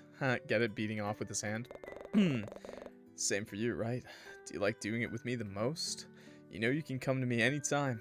I'd never deny you. As he says that, I'm gonna move on with that one. I don't want to get, you know, anything too bad on YouTube. Oh, God. Oh, we're just... Okay. And we're not even watching the show now. Even worse. Oh. Oh. Oh, my eyes feel all droopy all of a sudden, and I end up drifting off in Ren's arms. Oh, good. It's done. That's definitely something that you're gonna have to do on your own time, okay? I can't voice act that one for you guys. It's just too much for me, you know? I'm too embarrassed. I cannot read that for you. I cannot read that in front of a room of 30 people, okay? That's not happening. That was certainly something. That was certainly smut. Let's be honest with ourselves. That was not even bad. That was not bad. You know, if you're into the whole... If you're into that sort of thing, you know? When I come to, the first thing I notice is the comforting weight of the blanket still covering me on the couch, alongside Ren's familiar presence by my side. The soft glow emitting from the TV casts a soft light in the otherwise darkened room. It's then that I realize that the second episode of AOG is currently playing on the screen. Damn, did I really doze off long enough for the series to loop? Weren't there at least 40 episodes? With a soft groan, I adjust myself to a more comfortable position to survey the rest of my surroundings, only to realize that my movement must have stirred Ren awake as well. Does that mean did we even put our pants back on? Glancing behind me, I immediately notice his sleepy expression and tidy appearance, which means he must have taken the time to fix both of our clothes at some point during my slumber. Oh, okay. An appreciative smile pulls at my features, one that Ren happily returns with his own. But with the sound of a tired, drawn-out yawn breaks the silence and ruins the tender moment. Turning back around, it's then that I notice Moth slowly beginning to drift off from their spot on the floor, if the drool coming off from the corner of their mouth was any indication. It must be bedtime for all of us. Did we really just fall asleep for 40? There's no way, man. Although, to be fair, it was like the newest episode, so I guess we didn't watch that many episodes. But also... How late is it? We ordered food and we haven't even eaten. But after everything we'd just done, the last thing I wanted to do was leave the warmth of his body, but the thought of a comfy bed with plenty of legroom was calling my name. Barely have any time to weigh my options, however, as Ren immediately picks up on my drowsy demeanor and offers to show us to our room so that we can rest. Oh, that's good. Eventually, he leaves Moth and me in to settle in for the night, claiming that he has one last matter to take care of. As I step into my own room, I notice that it's just as gaudy and extravagant as the rest of the apartment, furnished with the most ornate decor and bold color choices I've ever seen. But just when I think it couldn't get any worse, I survey the rest of the room and come face to face with the most unfortunate revelation. It didn't come with its own bathroom. Damn it. That's asking a lot, okay? With a grumble, I step back into the dark hallway, borrowed toothbrush and clothes in hand, and prepare myself for the inevitability of getting lost in Ren's endless maze of an apartment. All of this for a single bathroom. have no doubt that this place has at least 4 restrooms, but the chances of me finding even one seems laughable. Stumbling around yet another corner, I come across Moth, hunched in front of a door with a frown on their face. Moth? Whoa! Huh, sorry. Were you looking for the restroom too? Nah, my room has a private ensuite. I'm actually looking for something else. A private what? Where was mine? Heh, I'm looking for Ren's cosplay room. His? Wait, hold on a sec. Are you snooping? Moth. Shh, I'm not snooping. I'm just trying to find where he keeps all of his Attack on Giants merch. I'm sure a small peek won't hurt. And once his Moth reaches for the door once more, only to be met with an audible click and a stiff handle. Oh, damn, locked. Yeah, we snooped for real. Well, what did you expect? Maybe he has a spare key somewhere. You're not seriously still thinking of going through his stuff. Never mind that. This place doesn't use physical keys anyways. You have to use a key card to access everything. Ren explained it to me a while ago. So, does that mean you have one? I'm not going to snoop through his stuff. You won't, but what if I do? Moth. Angel. Come on, what if he's one of the lucky people who's got Haruko's limited edition sword? You're seriously not interested? Even the slightest bit? Okay, so maybe I was just a little tiny minuscule bit curious, but the spark of interest didn't justify breaking into a locked room without the other person's knowledge. And while it technically wouldn't be breaking in if I used a keycard to unlock the door, Ren still trusted me enough to give me one. Not Moth. Me. Besides, I already did my own snooping yesterday, and look where that got me. Look, instead of breaking in, why don't you go and ask Ren first? I'm sure he wouldn't mind giving you the full tour of his collection, if he even has one. You've got a point. Man, why didn't I think about that? Think about what? All of a sudden, Ren appears from behind one of the dark hallways and scares the living shit out of us. Whoa, hey, Pookie Wookie, we were just... Moth wanted to look at your Haruko collection. Well, hey! In that room? Why would I... Oh! Well, this is a bit embarrassing, but that room isn't... It's not finished yet. It's a mess. A mess? What was he talking about? Once it's more presentable, I'll be sure to invite you back and give you the full tour. Right, sorry. There's nothing to be sorry about. Ugh, he truly is the real-life embodiment of Haruko, and wait, didn't he have a line similar to that in the manga? Moth must have been on the same wavelength as me, since their mood immediately shifts from embarrassment to excitement before they shot me a look as if to say, "You heard that too, right? He's hiding bodies in there? Real." A BDSM closet? Even better. But before I can respond, Ren cuts me off with a timid laugh. Anyway, was there anything else you needed? A was looking for the bathroom earlier. They needed a mirror to check out all those fresh hickeys on their neck. I wonder how those got there. Hey! Oh, but calling me out for wanting to see his Haruko collection was fine, huh? She knows. She fucking knows. The bathroom, of course. It's just down the hall near the kitchen. Here, I can show you. Follow me. Leaving Moth to their own devices, I quickly catch up to Ren and follow him down the hallway. Moth's not coming out of this apartment, is she? Damn. Coffee. Soon enough, the events of the day slowly catches up and leaves me feeling tired and drained. Man, today had been a lot, huh? But just as I settle into bed, I hear a faint knock coming from the door. Was it Ren? I let out a faint "come in" and wait for my visitor to emerge. To my surprise, it's Moth that appears from behind the door with a sheepish smile on their face. Hey, I didn't wake you, did I? Sorry. I just find it hard to fall asleep when everything is quiet. I'm used to my younger siblings bickering in the next room next door, or hearing someone playing video games downstairs. Do you mind if I... can I chill with you for a while? I promise I'll sleep in my own bed later. Without missing a beat, I lift the covers and pat the spot next to me. With a relieved smile, Moth crawls into the bed and lets out a faint hum once they sink onto the mattress.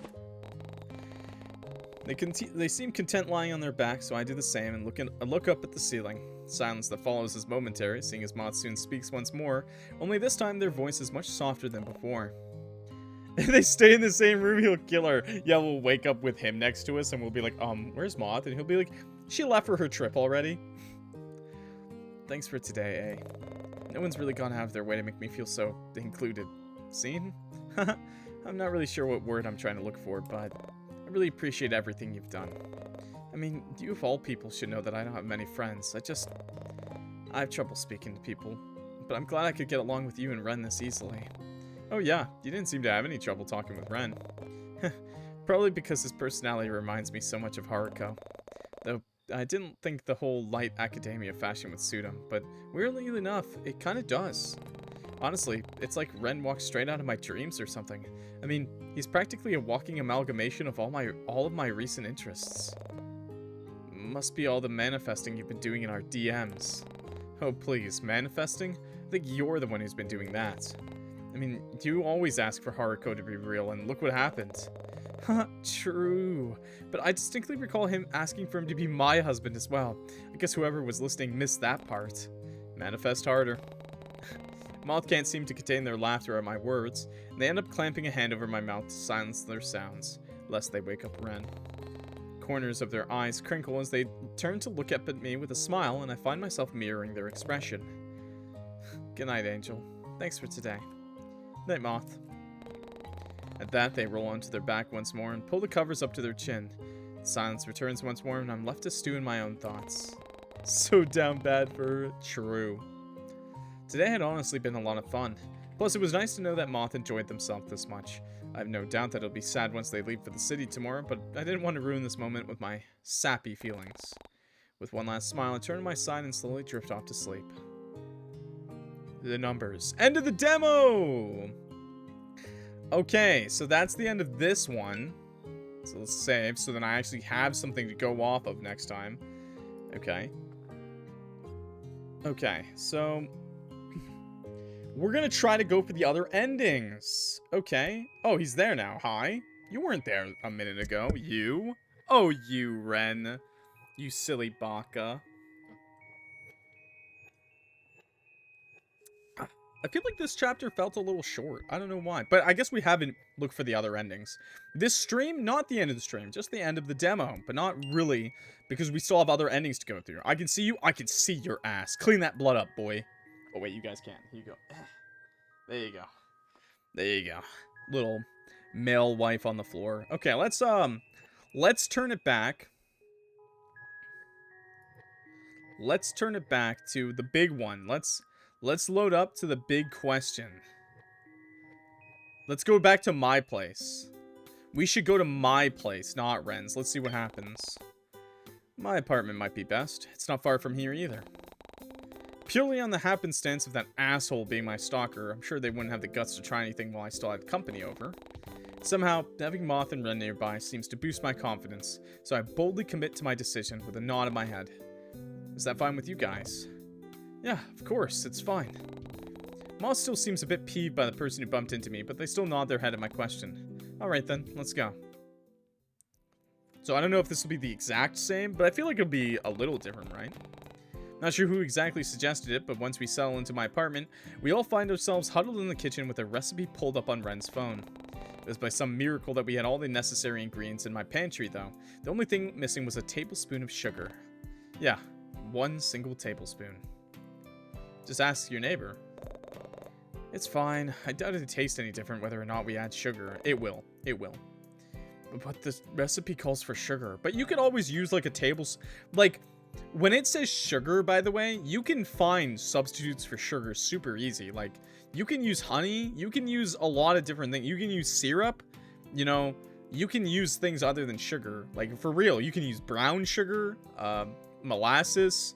Like, anything sugary works, really. It'll just add a little bit of flavor. But that's not a bad thing. Like, you know, that's not a bad thing at all. Like, you might enjoy it more with that flavor. Trust. For FRL, I don't know what that means. Sugar is a must, but yeah, you definitely need a sugar. If you don't put a sugar in there, it's gonna taste like trash, okay? Like, whatever you're making, especially if it's baking, you need sugar. For real. Oh, okay. But the recipe calls for sugar. I'm sure the recipe will continue to live a long and prosperous life without it. Didn't you read the chef's family history? The sugar is mandatory. I honestly skipped over it. Ren genuinely looks heartbroken at the prospect of Moth skipping past the long-winded story about how the recipe had been passed down from generation to generation. Or so I assumed, and I had to admit the sight with it was kind of funny. That's hilarious. But the bickering could only go on for so long before it started to become something more serious. It's fine, Ren. Besides, we'd only waste time going to the store just to buy some. I could get some delivered here, and what if Angel needs sugar for something else later? They'd have to go out of their way to buy it. We'd save more time by doing it now. But we'd still have to wait. That's just a tablespoon. It's not just a tape. Alright, look, we shouldn't be arguing over this. Once I speak up, the two of them immediately pipe down. I catch a glimpse of Moth rolling their eyes at Ren's reaction, which was to stiffen his lip, pick at his jaw, and look down at his feet. Well then, what do you think we should do? Don't make Angel decide. Why not? It's not like you're going to agree with me, right? Grr, angry eyebrows. I still think... It's okay, I don't mind. Whether or not that was true, it was too late for me to take it back. What should I do? Suggest asking your neighbors. Yeah, I think that's the best choice, right? Okay, remember, it's this save, but also... Yeah, okay. Let's just ask a neighbor, yeah. Oh, good idea, man. Why didn't we think of that? I can go ask if you'd like. It's fine. I'll quickly pop over to Violet's place and see if she has any sugar. You guys keep working on the main dish. I'll be just a few minutes. Wait. Now that A is gone, did they ever ask you to wear Haruko's cooking outfit? What? Angel, please come back! Chuckling at their interaction, I make my way towards Violet's door. We're gonna find out that Violet's passed away. As soon as the cursive "Welcome, Matt" comes into view, I clear my throat and gently knock on Violet's door, making sure to avoid the hanging ivy near the peephole. That's awesome that she has that on her door. Barely takes 5 seconds before I hear the sound of feet shuffling and my neighbor's head appearing from behind the door. I love her. She's precious. She's precious! Oh, Angel. Hello. Now isn't this a surprise, hmm? Hey, Vi. I'm sorry to bother you. I was just wondering. You don't happen to have some extra sugar I could borrow, do you? Sugar? Well, of course. I was just using some to bake a batch of blueberry cookies the other day. Here, I'll be just a moment. I love her. Before I can respond, Violet goes back into her apartment, but leaves the door open for me to peer inside. Once more, I'm hit with the calming aroma of lavender and herbs. The smell of something luxurious is new. Leaning closer, I pick on the faint sounds of chatter in the background as well, and has me wondering, did Violet have a guest over? Curiosity washes over me, and it's then that I notice a pair of high-end heels by the door. Were those Violet's shoes? It looked an awful lot like... I don't have time to wonder for long, however, as Violet soon returns with a small container full of sugar. Here we go. Is this enough, or would you like some more? Oh no, this is fine. Thanks, Violet. No problem. Feel free to stop by anytime. You're always welcome here. Oh. She follows my gaze towards the pair of heels and almost shyly retreats behind the door with a sheepish smile. An old friend of mine is in town for a while. Her name's Kiara. We're catching up and reminiscing about old times together. Kiara? You mean Eleanor's sister? I didn't know you two knew each other, or that you guys were friends. Yes, well, it's quite a bit more complicated than that, actually. Oh!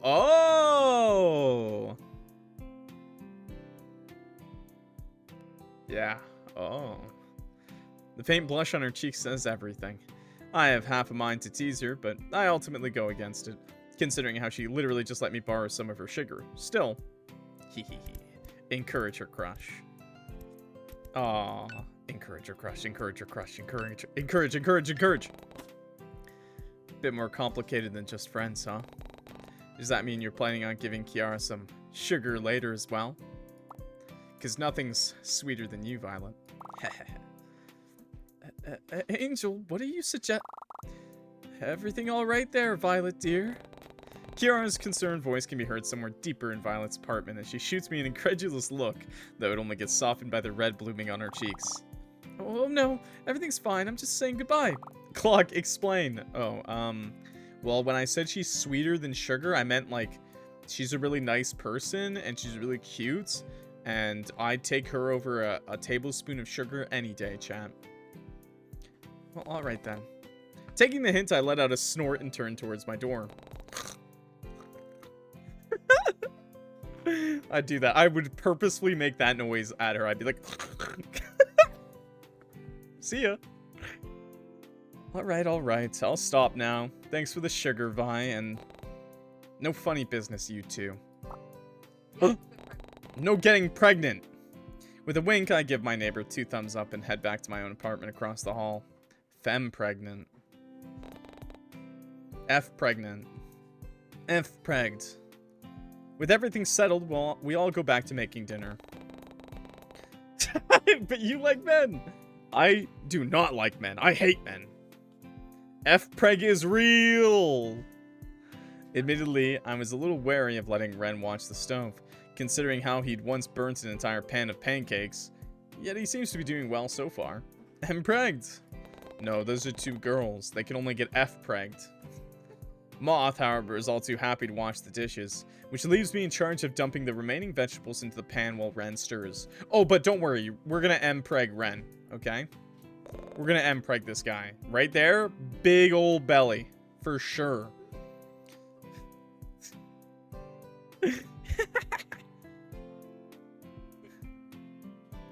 You know, if you were a vegetable, you'd be a cucumber.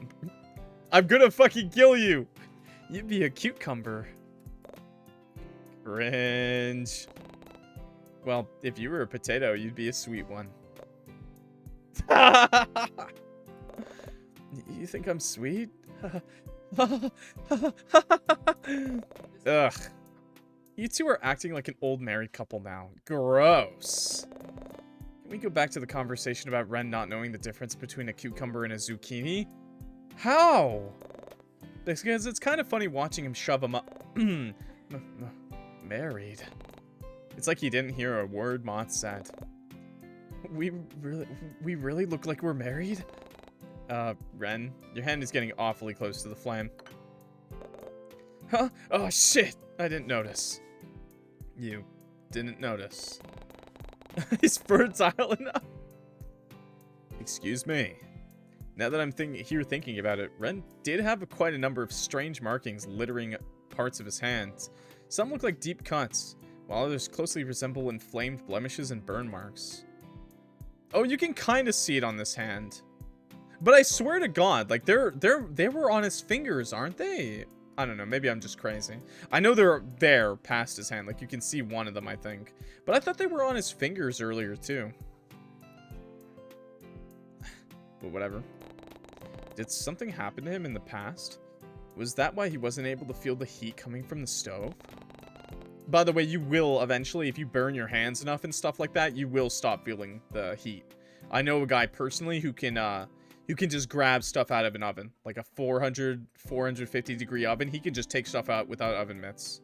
Like, his skin is so calloused and, like, burnt like, the skin is so fucked on his hands. Like, he can't hold it for long because that's obviously still going to burn through his skin, like, cook his flesh.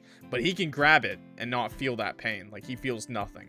Like, he move his fingers, but the nerves are all, like, dead pretty much. Before I can ask, Ren seems to notice my inquisitive gaze fixated on his hands and beats me to the punch.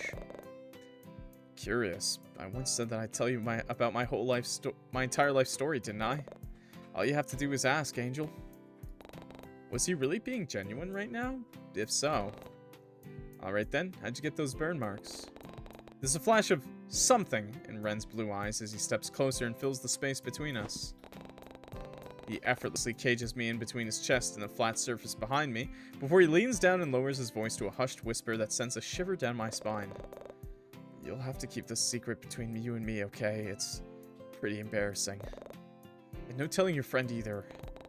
Nodding my head, I try my best to focus on Ren's words, ignore the way his unique scent floods my senses, and has me unconsciously leaning closer for more.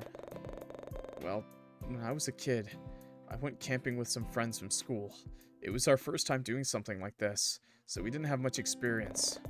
I guess kid me wanted to prove just how reliable and capable he could be, so I volunteered to start the campfire while my friends pitched the tent. Big mistake. The fire got way out of hand, and before I knew it, the only thing I could feel was the flames scorching my skin, and this horrible burning sensation tearing me up. The heat ended up marring most of my arms, and I suffered a lot of nerve damage from it. Now it's left me practically unable to feel most things. I knew it. That makes a lot of sense. And what's worse is that my nerves continue to deteriorate with each passing day, no matter how hard I try to prevent it from happening. It's reached a point where I can barely feel anything at all. As if to prove a point, I hear Ren's hand grip the counter by my side, almost alarmingly tight. But I guess that's why I always like touching you. It's sad, isn't it? Someone who can hardly discern things by touch, no matter how hard they try, yet always yearning to see just how much they can still feel. What he really said was, "What the fuck you say about my hands, bitch?" Oh man, that must mean his hands are like really rough. I want to experience everything I can before it all goes away, and you make it possible. Well, maybe not. It's not like he continued. Well, that's the thing. From the way he was cooking just now, that does make me feel like he still burns his hands constantly on like the by and by.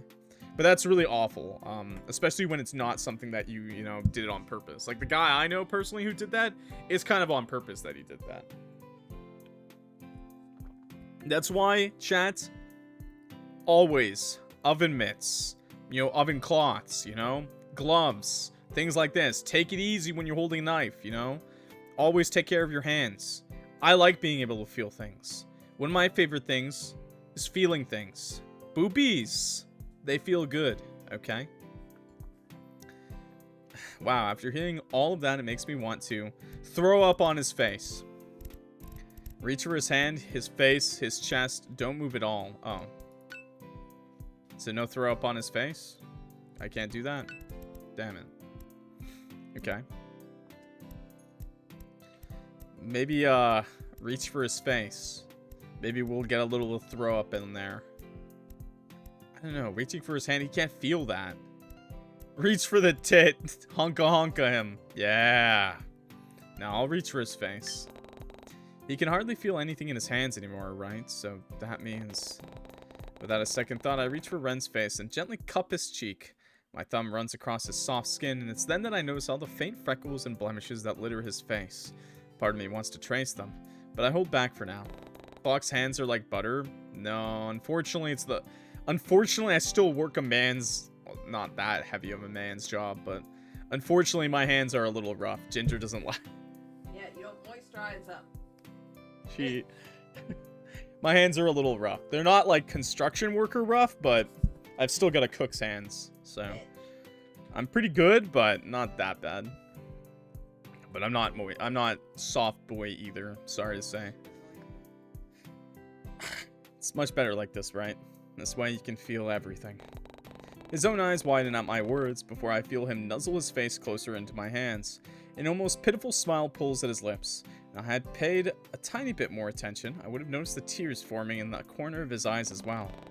But before I can open my mouth to speak, the soft and intimate moment is abruptly interrupted, leaving my words unvoiced and hanging in the air between us. Dude, watch what you're cooking! Oh no, what happened? Oh no. Although dinner ended up being a little toasty, it does little to sour the rest of our evening, despite the slight pout that lingers on Ren's features. No manicure and hand cream. What do you mean? What do you mean, chat? What the hell do you mean? What kind of man uses hand cream and gets manicures? I'm sorry. I'm sorry, not me, okay? I have to literally force you to use... Yeah, she has to, like... In the middle of the night, chat, in the middle of the night, It's not middle of the night. it'll be like 12 a.m. and she'll be like, give me your hands. And I'll be like half asleep, like, okay. And then I just hear a slapping sound, like a, cause she's fucking slapping hand moisturizer on my hands. No! Ah! And then I'm like, no! No! I'm like, stop! I fucking hate that. I hate it. I hate moisturizer. I do not have Truvish hands. They're not that rough, okay? They're just They're a little rough. They're not that, like, rough, okay? They're not like they're not sandpaper hands, okay?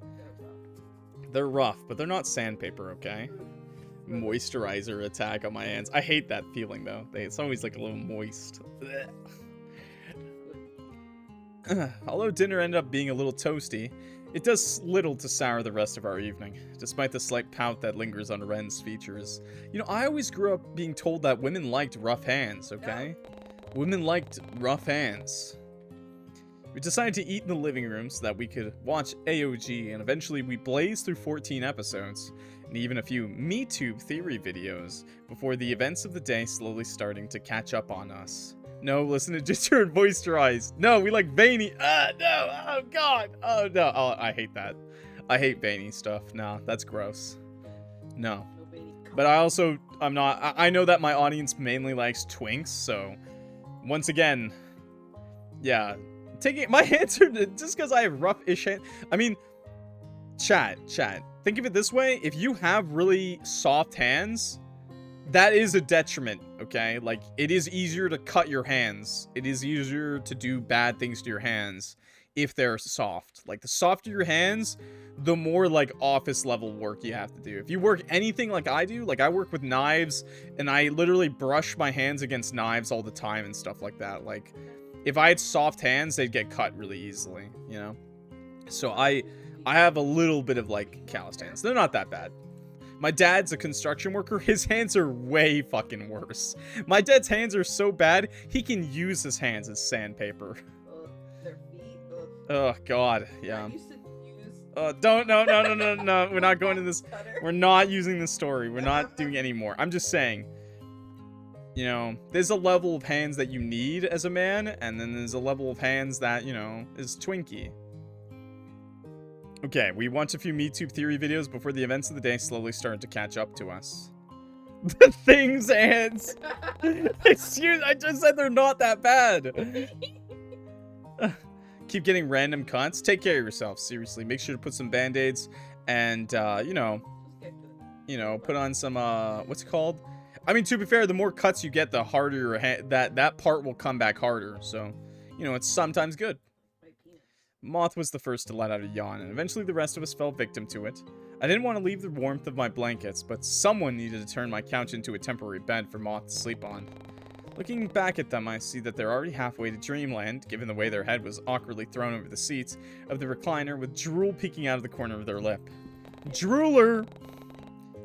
Getting up as quietly as I can. Oh, sleeping next to someone who drools? I slept next to this dude one time. And, at a sleepover chat, and he was like, yeah, I don't snore. He did snore, by the way. Not that loud. He didn't snore that loud, actually. But he drooled. And let me just tell you, chat. The fucking circle around his pillow. I sometimes drool broken heart. Look. It's cute if it's a girl. It's cute if it's a girl. It's still not great. It's still, you should make sure to wash your pillow. Okay? That's what I'm gonna tell you. If you're a drooler, you're gonna get an ear infection. Wash that fucking pillow. Getting up as quietly as I can, I silently tiptoe towards my bedroom to retrieve a few spare pillows. I sleep normally, Lamau. Really calling yourself out here, eh, Killer Cat Black? Ooh. There's literally nobody. What do you mean? Getting up as quietly as I can, I silently tiptoe towards my bedroom to retrieve a few spare pillows and a blanket. But what I didn't expect was for Ren to follow close behind. No! Shut the hell up, chat. You're gross. His presence practically startles me, and it takes all my willpower not to yell out in surprise. Had he always been so stealthy? You'd think that with his large and lanky frame, he'd be a little more noisy, right? As if noticing how quiet I've suddenly become, Ren offers to fill the silence. Sorry, I just wanted to see if you needed any help. Here, I can carry these for you and help your friend get set up. Did you want to get changed in the meantime? Sleeping in that might be a little uncomfortable. Oh, sure, thanks, but... I can easily distinguish the concern in his voice, but my thoughts were elsewhere at the moment. I can't believe it took me this long to realize, but... Where was Ren going to sleep? He's like, I'm sleeping with you. Would you mind sharing the bed with me? I mean, we've both been really adamant about Ren being my boyfriend. You showed no complaints about it up until this point. Would you mind? Deciding I won't get my answer by simply thinking about it, I turn my attention back to Ren once more. Did you want to sleep with me tonight? Sleep with you? You mean like, you know, or did you mean... Because I'm all for it. Trust me, I really like how insatiable you are. But your friend is still... I was talking about sharing a bed with me, you dork. Oh, right, yeah, yes, that's fine. I don't mind. But what about you? Are you really okay with that? You seem pretty insatiable. Let Ren sleep outside. I'm gonna save, but I'll let him sleep with me. The clock does. Shut up. Yeah, why wouldn't I be? You're my boyfriend, aren't you? Y'all need that thing dentists use so you don't drool while sleeping? Yeah, it's called duct tape over your frickin' mouths. Yes. Yes. I'll go bring this to your friend and come right back. Okay. But just to make sure, you really want me to share a bed with you? Yes, Ren. And I'm really, really, really your boyfriend? Yes, Ren. Really? You promise? Hurry up before I change my mind. At that, Ren practically teleports out of my room and sprints down the hallway. Why are you so mean, Clyde? Why am I mean? Sammy, are you were pretty quiet during that conversation. Does that mean you're all of the above? Settling into bed, I let out a deep sigh and sink deeper into my pillow. Ren joined me earlier after he'd stripped himself out of his outer cardigan and belt, though I figured the jeans must have been comfortable enough for him to sleep in. Sleeping in jeans? Ultra based. Ultra based. I'm starting to like this Ren guy. Minus points for taking off the belt, though. But it wasn't like I had any spare clothes that would fit his large and lanky frame. Exactly. Get him in some skin-tight sweats. And there was no way I was going to ask him to take his pants off. Yeah, he's a commando underneath those. Ren, however, didn't seem to mind sleeping in denim, as he paid them no mind the moment he joined me under the covers and pulled me closer towards his body. So close that I could feel his chest slowly rise and fall against my backside, signaling that he'd already fallen asleep. And I found it oddly soothing somehow. It was so soothing, in fact, that it almost had me dozing off as well. Yet, for some reason, my mind didn't seem to get the memo. It had been an eventful day, to say the least. Despite everything, I was glad that Moth seemed to enjoy themselves. All I wanted was for them to have a fun and memorable experience here in Corlin Bay, much like I did all those years ago. Nothing could replace those fond memories of me exploring the wonders of the town on my own as a child, even going as far as Lake Blue Moss before as an adult would find me and tell me it was time to go home. Thinking back on that memory, wasn't there someone else with me? I remember leaving the playground to venture deeper into the woods, far enough that I could see the actual lake itself. There would always be someone waiting there for me. Was it Leon? It was him, right? I honestly couldn't remember anyone else from my childhood. But what about the child with the pigtails and colorful bandages all over their body? Was that Leon? Somehow, that didn't feel right. Excuse me, pigtails and bandages? Well, all this thinking wasn't doing me any good. I had to be up early, and if I wanted to catch up with Moth before they left. Sighing once more, I turn on my sign and try to count sheep. Eventually it works, and as soon as I find myself falling into a deep, comforting slumber. Is that the end of this demo? Yes. Okay, I'm gonna save again. I don't know if this will be possible to use, but okay. Okay. Return to menu. Okay. So that's 2 endings of the update. So,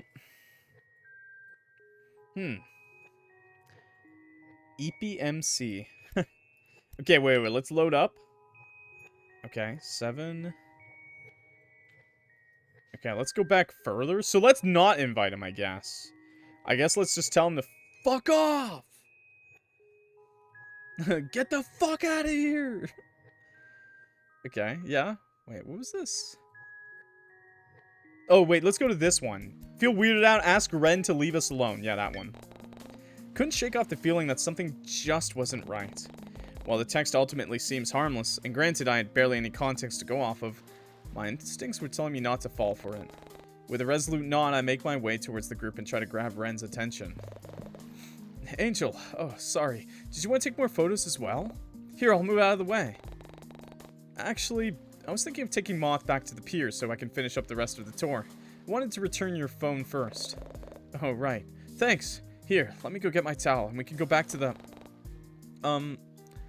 So I was thinking, maybe it could just be me and Moth? His face. You and Moth? Don't you want me to come along? Is there something wrong? Did I do something wrong? No, nothing is wrong. I just didn't realize that having the real-life Haruko tagging along would be a bit too overwhelming for them. Once things settle down, maybe we can all meet up again? That was a bald-faced lie, but I hope Ren won't see through it. Angry eyebrows. You really don't want me? I see. Yeah, sure. Okay. I guess I'll see you later then. You have my number anyway. I'll only be a text away. If only he knew.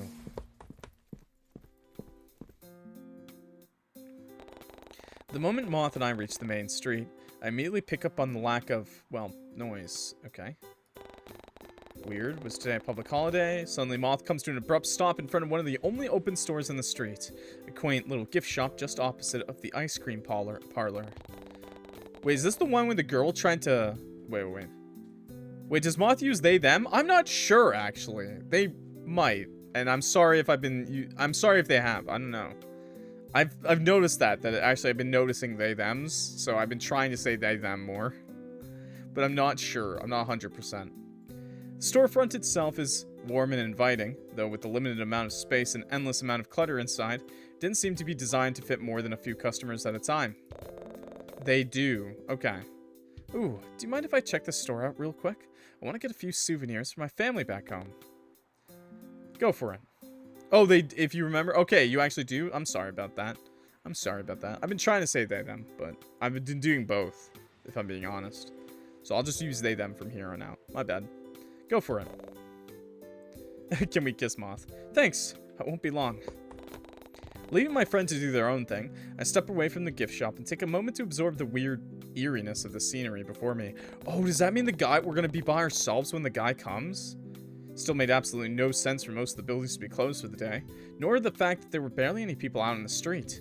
Did it have something to do with what had been on the news?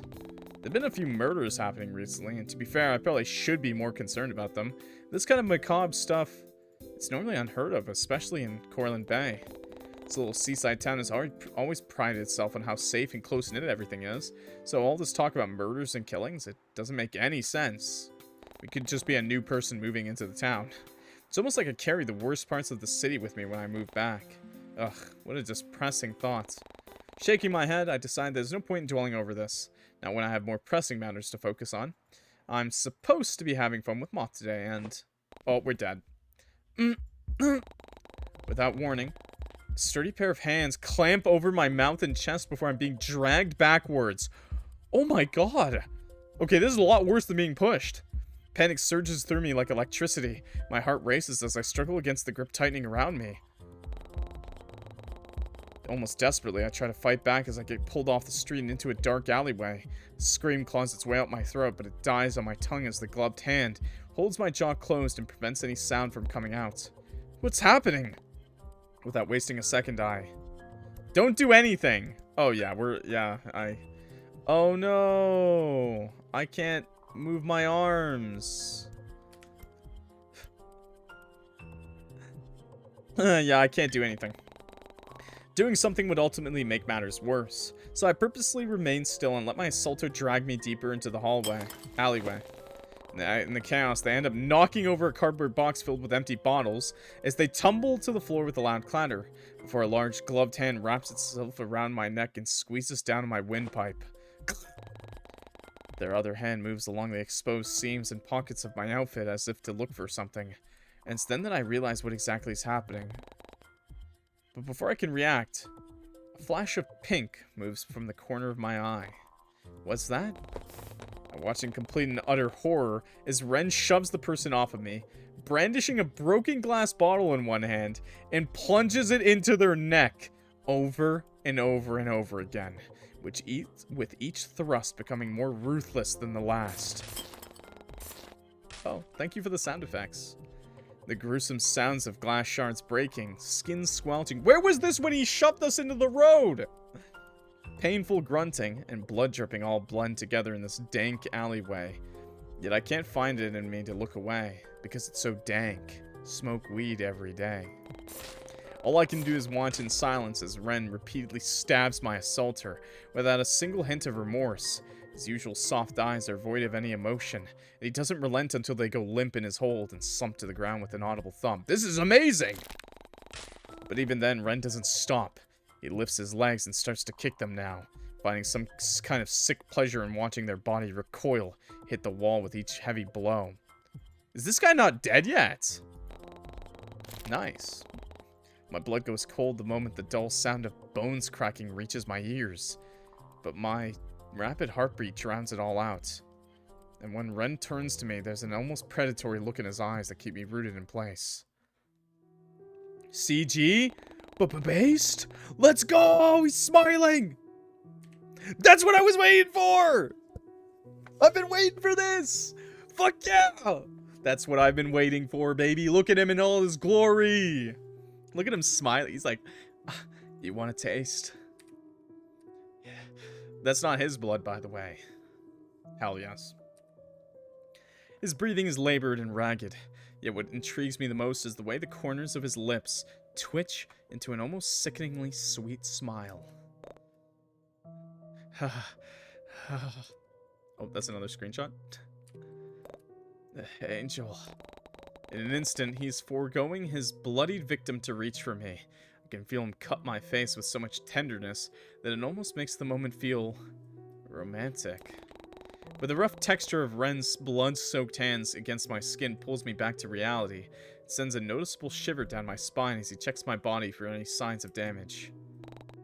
When his eyes meet mine, I encourage his violent behavior. We already encouraged it, I'm pretty sure, one time. So why not encourage it some more? Let's encourage it. Yeah. Thank you. The initial shock still hasn't worn off yet, but at least I can feel my legs again. Ren must have taken notice as he gently moves me towards the wall to lean against it, before he sinks down to the ground alongside me. Wait, let me just... I like that one too. I saw what happened after your friend left you alone. Are you alright? Is that person alright?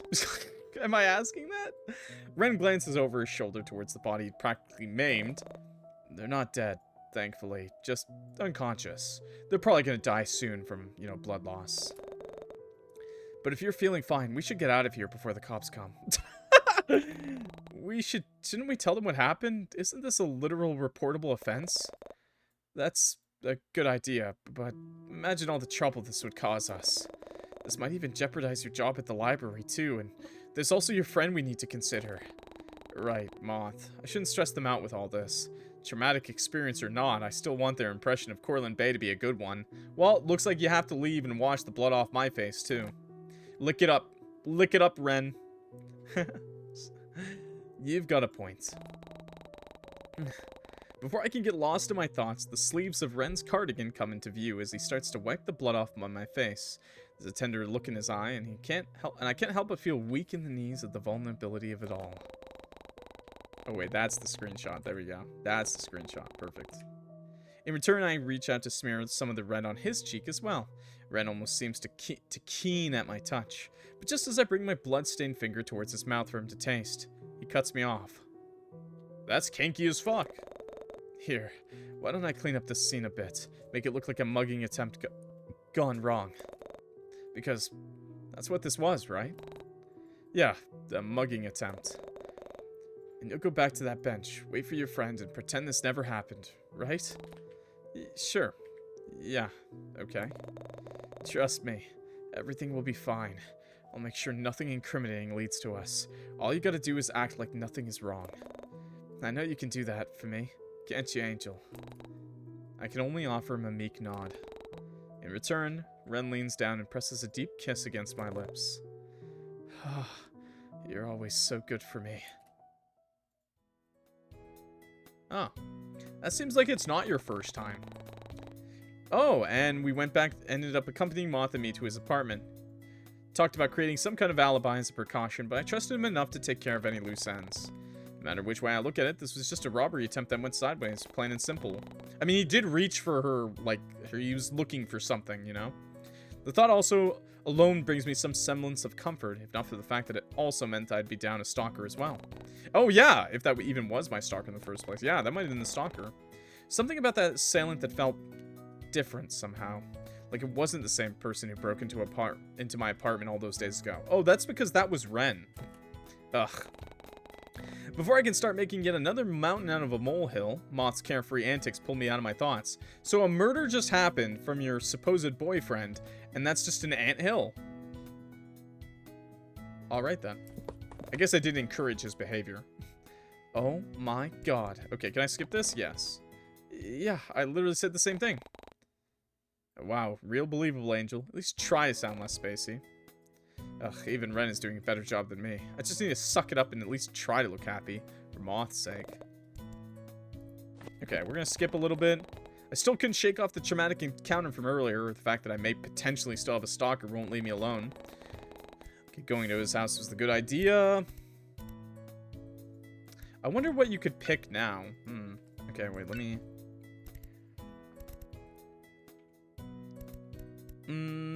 what do I do? Change up our option. Actually, Ren, do you mind changing the temperature? Oh, yeah, of course. I'll do it right now. Be right back. See, that was the normal response, by the way. Nobody asked to have sex with him. At that, Ren gets up from the couch and meanders down the hallway, almost stiffly, like his limbs didn't know how to bend. His legs fell asleep, leaving Moth to face me with a knowing look in her eyes. Any particular reason why his ears are beet red? I have the faintest idea what you're talking about. I don't think I didn't notice the way he fixed his pants once he stood up. Jeez, Moth. Without missing a beat, I throw a pillow in their general direction with a laugh, and they easily dodge it by leaning to the side. He's just adjusting. You have to do that sometimes. Especially after sitting, okay? However, our antics quickly die down once Ren returns, resulting in Moth giving me one last smirk before turning their attention back to the TV. Okay, here we go now. We're going to the beach now. Okay. Can I just skip this? Yeah. Let's just answer Moth's question. Look at this guy. He's sweating, breathing heavily. No, answer Moth's question. We're just... A and I were just talking about Haruko's new outfit. Oh, without me? Without another word, Moth gets up from the floor, pillows and all, and joins Ren and me on the couch. I barely catch a glimpse of Ren's pouty expression before Moth throws their blanket over my lap and huddles closer to me. Close one. Wait, I gotta show y'all this really cool fan art someone made. It's based on episode 20. Nice. Based. The actual fun night with a friend. In the end, we all blazed through the latest episode of Attack on Giants, and even a few MeTube theory videos, before the events of the day slowly started to catch up to us. Moth was the first person to let out a yawn. Eventually, the rest of us fell victim to that as well. Didn't want to leave the warmth of the fluffy blankets, but the thought of a comfy bed with a plenty of legroom was calling my name. And before I know it, Ren is already showing us to our rooms with a bright smile on his face, before he leaves Moth and I alone to decompress. Okay. Skip. Oh, this is all the same? Oh, now it's on. A was looking for the bathroom earlier. They needed a pee so badly. Hey! Oh, but calling me out for wanting to see his Haruko collection was fine, huh? Haha. Oh, okay, and that's the end of the demo. Thanks for today. Okay. Okay, so that's kind of like a different ending, right? That was kind of like a different ending.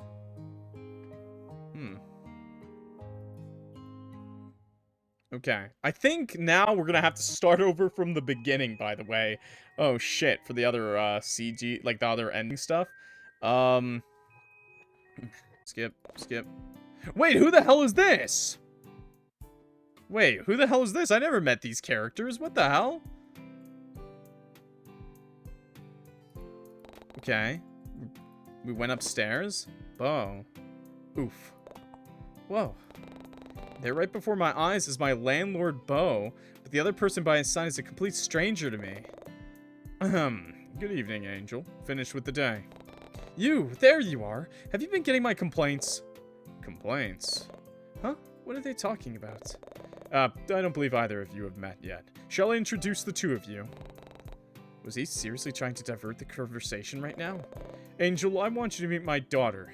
This is my pride and joy, Haruka. It's Haruka. Yes. Oh, okay. You mean like the protagonist from Attack on Giants? Unfortunately. Your father seriously named you after an anime character? Yeah, so maybe he's a tad bit obsessed with the anime? That's why he always wears those stupid clips and painted his nails pink. The blue rhinestones were my addition, though. Wait, the dad is ultra-based? But if you think being called Haruka is embarrassing enough, my younger sister was named after his favorite character of all time, REN. Haruko's arch nemesis? You can't be serious. Wait, no, we're getting off topic again. Bo, did you or did you not get my complaints? Come again? He looks up from his phone and spares a meager glance in my direction. Sorry, Angel, I've been so distracted lately. You see, I've always had an interest in renovating old buildings. In fact, I recently bought yet another apartment complex in New Salvis for this very purpose. I suppose that makes it 28 buildings now, right? My adorable little munchkin. It's always so hard keeping track of everything. That's terrible. Ugh, I'm a grown adult. Don't call me that. Oh, but you've always been my sweet baby princess. It's like I'm not even here. But as soon as Bo reaches out to pinch one of Haruka's cheeks in an affectionate manner, I take a moment to fully absorb their conversation. So my landlord brought yet another building, huh? Well, that probably explains why he hardly ever bothers to take care of this apartment. Well, whatever. I didn't have time for this or their mushy, tender moments. Without another word, I quietly excuse myself from the conversation and make my way home. I'm a strong believer in nobody being able to own more than 2 properties. Shrugs. I'm a strong believer in it, chat. I don't care what anyone says. I think it should be the rule. Because you know what? You can't handle 27 properties. They're not going to be run well. And then if you ain't taking care of themselves, you think your like manager is going to do this better? No. Your landlord manager, whoever you get like to run those properties, because obviously they're going to hire someone at that point. I can't handle all of that. No, I don't think you can. I don't think anyone can. Because most of the time they don't. And that's apartments too. So each apartment is technically its own person in there. So you have even more rooms and things to focus. It's even worse than houses. And it's even worse than just a single property. Think of it like that. That's like a bunch of people's homes. Crazy business. Why is he outside my front door? Glancing towards the only functioning elevator on the far side of the hallway, I notice Violet and Ren in what seems to be an animated conversation. It looks like my neighbor was the one doing most of the talking. Oh, hello, Angel. Good morning. Heading somewhere exciting today. He looks so angry. I'm just on my way to the ferry terminal. Angel. I can practically see sparkly particle effects appear around Ren's face as he beams at me with a sunny smile. Next thing I know, he pivots away from Violet, beelines towards me, and invades my personal space by curiously leaning closer. Hi? Wow, isn't this an unlikely surprise? Oh, yeah. I actually bumped into Violet this morning while on my walk. We started talking about you, and she mentioned wanting to see you. I did? Yeah, you also asked if I wanted to follow you upstairs to see if Angel was home. And well, here we are. Oh, I see. I could have sworn I went upstairs to check. No, never mind. Violet seems somewhat confused at the legitimacy of Ren's words, but ultimately brushes it off with a shake of her head. Is everything alright with her? Is everything alright with Ren, you mean? Well, I should probably let you both be on your way then. Have fun, you two. And remember, no funny business, you two. Okay. Wave of concern washes over me as I notice how she ignores the potted plant by her door. Normally she'd give it a pet or even bring it inside on certain days, but Ren's timid voice pulls me away from my thoughts and captures my attention. So, you said something about visiting the ferry terminal earlier? Oh, right. I was on my way to meet my online friend, actually. Yeah? That sounds exciting. But is it really good practice to be meeting random strangers online? His concern is almost palpable, and it strikes a chord with me. And though Ren definitely had a valid point, Moth was no stranger. All 5 years of our friendship can attest to that. However, I did appreciate his concern nonetheless. In fact, it reminds me so much of Haruko and how he'd always look out for the safety of his friends. All of a sudden, a mischievous thought crossed my mind. On one that involves Moth and the real-life manifestation of Haruko. Oh yeah, they'd definitely freak out if they ever saw Ren in the flesh. Such an ingenious plan now firmly hatched in my mind, I turned to him with a faux innocent glint in my eyes. Ren. Renny Poo. My favorite pink-haired guy. Did you want to come along? You want me to join? Yeah, sure. Of course. I even know the quickest route to the ferry. You can count on me. Damn. Okay. So now we're just gonna meet him, I guess? Skip. It's nice to meet you. I'm, Ren. Holy. You even sound just like him. Wait, don't tell me. Do you also whimper? Shit. Did I say that out loud? Whatever, it doesn't matter. You can't blame me when I got the real-life Haruko standing in front of me right now. Okay. Bit of a walk, huh? From the ferry terminal. Yeah, it's not far from my place, though. Wait, for real? You live around here? See that building over there? The tall one. Ren quickly moves out of the way as Moth squints in the direction I'm pointing at. Takes them a moment. Their eyes finally land on one building in particular before they turn to me with a concerned look. The one with the ratty sign that's about to fall off its hinges? Yeah, that one. Oh, it's, nice. Not too shabby. But damn, it's really close to the beach, huh? I bet you get a good view to the ocean from up there. Actually, the main street blocks my... Oh, this route is really different. Angel and Ron, right? Hey. Ron. Yeah, it's Ron. A familiar voice calls out from somewhere behind us before Jay emerges from one of the buildings and jogs towards us with a bounce in his step. It's Ren. Oh, shit, sorry. So, it's Ren, huh? Ren. Alright, stored that in my brain. Could have sworn I heard Leon call you Ron, though. But that's not important right now. What are you guys doing out here so early? I thought you had work today, Angel. I actually got the day off today. The boss said something about bookworms, I think. So I'm spending the day showing my friend Moth around Cortland Bay. They're new here. Now that you mention it, yeah, your friend does kind of have that touristy look about him. So your name is Moth, huh? That's such a cool name. I'm Jae Hyun. Feel free to call me Jay, though. That's so much easier to remember, huh? I totally won't blame you guys if you start calling me Joe or something. I mean, think about it. Ron and Joe, an unlikely duo on the hunt for more hair dye. Haha. Hair dye? Yeesh. Tough crowd today, huh? Right. I'd almost forgotten how shy Moth gets around people they don't know. Unlike talking to strangers online, there was no safety or comfort in having a screen to hide behind in real life. This is how I feel streaming, by the way. Every time I make a terrible joke, just like this guy did, that's how I feel. I'm like, terrible joke, huh? Smile still on my face. Part of me wonders if this might be the reason why they seem so out of place right now. But this isn't the time to ask, and I didn't want to make Moth feel any more uncomfortable than they already were. So, were you guys heading to the beach too? I heard the swell is going to be good today. We are, actually. I wanted to show Moth the infamous Giant's Cove. Nice! He was hoping there won't be too many tourists there today. It's still early, so maybe they're all... Oh, wait. Are you going all dressed like that? Like what? Come on! Two of you wearing jeans and the other two has sweater on. That's totally not beach apparel. If you want, I've got a spare pair of swim trunks in my bag that you can borrow for the day. Why don't I buy some swimsuits? Oh, you don't have to. Besides, I don't think Moth would want to go too deep in the water. It's fine. I won't be long. Okay, and then he's gone. But this is different. So is Jay joining us now? Well then. You must be real excited about visiting the Cove too, huh? Well, if you guys want to try out surfing later, come and find me. I'll be hanging out here all day. Tio and Leon might even show up later if you want to meet even more of Angel's totally cool and handsome friends. She smiled at that, though. Couldn't help but playfully roll my eyes at Jay's antics. Think we'll pass, but you're heading to the beach already? Oh, you want me to stay? Aw, shucks, Angel. Never mind. See ya. With a gentle shove, I ushered Jay in the direction of the beach with a smile. His boisterous laughter slowly fades off as he waves goodbye to Moth and me. It's nice meeting you, Moth. Tell Ren I said bye. Oh, he actually just seems like a really chill guy. What the hell? He's really nice. He is. Yeah, he's actually just seemed like a nice guy. He didn't put off any weird vibes. Boys, that's what you should do. Just be nice. Treat everybody, even new people you meet, like a good person. Okay, let's just skip ahead. It shows parts of my skin. Sure, I don't know why this is like some big option here, but sure, it shows parts of my skin. Sure. I want to show off my curves. Heh, I know which you are, Ren. You perv. Go out and let Ren use my stall. Yeah, sure. All yours, buddy. You are? The stall, Ren. It's all yours. Oh, right. The stall. Mine. I mean, my turn.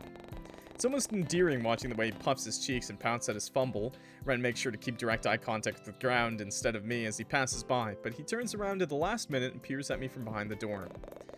You really were talking about the stall, right? Actually? Never mind. Before I can respond, Ren slams the door shut and hides his flushed expression from me. I can still hear you two, you know. Hi, Moth! Yeah, whatever. You guys better hurry up. I'm almost done here. Okay. Okay. That was you, right? That was your offering. It accepted yesterday. Why? How? She's not even the real... Yo, new text message? Jingle, jangle, jingle? Yo, the text message changed because we looked at his desk the day before. I guess I'm not cutting out a lot of this, am I? Sorry, YouTube. But also, that was you, right? That was your offering and accepted yesterday? Why? How? She's not even the real one. Shit, what exactly are you doing right now, Angel? I shouldn't be reading through someone else's private notifications like this, and yet couldn't help but feel... I feel weirded out. Ask Ren to leave us alone. Yeah. Feel weirded out. Leave us alone. Before I can dwell on it any longer, I suddenly find myself being thrust forward and onto the road by an unknown force. Wait, they pushed me onto the road this time. Before Moth reaches out a hand to pull me back. Oof. What the hell? Turn around to confront the offender, but I'm not able to get a good look. Sinister with the way their shoulders hunch forward as their hands remain in their pockets. What if they were hiding a knife in there? Any semblance of a retort dies on my tongue as I take a step back towards Moth. I feel them reach for my arm, and with one more glance I turn away and hurriedly pace down the street. What the hell was that? Angel, hey, are you okay? What the hell was their problem? I mean, come on. How hard is it to look where you're going? That dude's a grade A asshole. No, they're the S tier of assholes. Yeah. Moth's words of reassurance do little to comfort me, but I appreciate hearing them nonetheless. Just couldn't seem to shake off the eerie feeling or calm my rapid heartbeat after that sudden encounter. That was my stalker, the person who was... Maybe we should head back to your place. I guess peak hour is starting soon since everyone seems to be in such a hurry. Yeah, good idea. Whether or not Moth picks up on my hesitancy is lost on me. Don't want to worry them, let alone ruin what's supposed to be a fun day for them, so I try my best to mask my fears for their sake. So I won't lie, the thought of being within the safety of my own home is a genuinely comforting idea. Okay, Moth with us is comforting. Okay, so it's like the same now when we had him with us. Still couldn't shake off the fear. Felt terrible for dismissing Moth's concern for the nth time tonight, even more so when I shut down their request to watch the latest Attack on Giant episode together. Honestly, couldn't get myself in the mood to do so, and whether or not Moth picked up on it, chose not to say anything. Instead, they offered to head straight to bed so they could wake up early and spend the morning with me before they had to leave. It made me smile to know that Moth still wanted to spend more time with me, so with the promise to do so, I helped prepare my couch for them to sleep on and make my way towards my bedroom. Okay. The window's open. Perhaps out of habit, or was it fear, I triple-checked to make sure that my window was locked tight and that my bedroom door is shut completely. I had already quadruple-checked that the front door was locked before I turned in for the night, so with a satisfied hum, I crawl into bed and try to get comfortable. Though sleep proves to be difficult given recent events, so I resort to counting the faint ticking of the clock reference, to help me drift away to dreamland. 12, 13, 14... Soon enough, everything starts to fade, and I feel the cold embrace of sleep wash over me. Okay. Oh, someone just broke in. All of a sudden, a blood-curdling scream rattles the walls and pulls me from my slumber. What the fuck? Was that Moth? The creep from earlier? Shit, what the fuck? What the actual fuck? Panic takes hold of my body, and I find myself frozen in place. The logical part of my brain tells me to reach for my phone to check the cameras and look for any signs of danger, but I can't seem to move. My body runs cold as I sit in my bed, and no matter how many times I reassure myself that the footsteps outside are just Moth, I can't seem to convince my brain otherwise. Shit. The faint glow of the hallway light seeps in from underneath my door, but it soon fades away the moment a shadowy figure appears. I somehow find the strength to turn away, yet when I brace myself for the worst to happen, nothing comes. Instead, there's just an eerie silence and a sense of dread hanging in the air. I know I should probably scream, yell, throw something, anything that would make enough noise to alert my neighbors. I can't seem to get enough of my limbs to move no matter how hard I try. My body betrays me as it stays rooted in a place, and all I can do is lay as still as a statue and hope that this is all some kind of fucked up nightmare.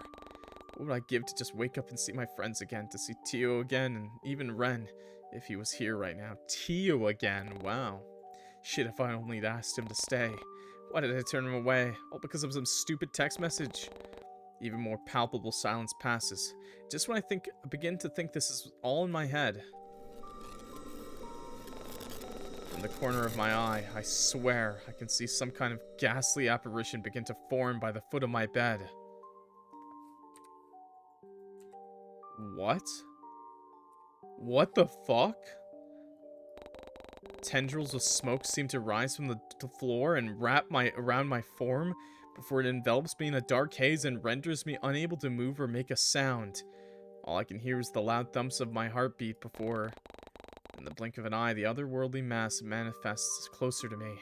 And it's then that I notice the eerie sound spilling out from the darkness. It's a macabre amalgamation of bones cracking, flesh bending in ways it shouldn't, unnerving crying, and the muffled pleas and shouts for help. EAMSMISM_PT RUNKWPNTE.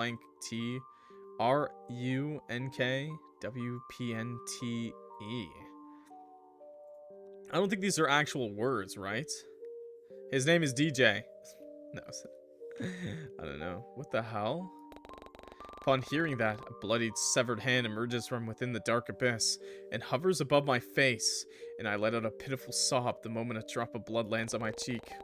The hand reaches for the blanket below my chin in an attempt to peel it back, and I muster all my strength to keep it cocooned around me.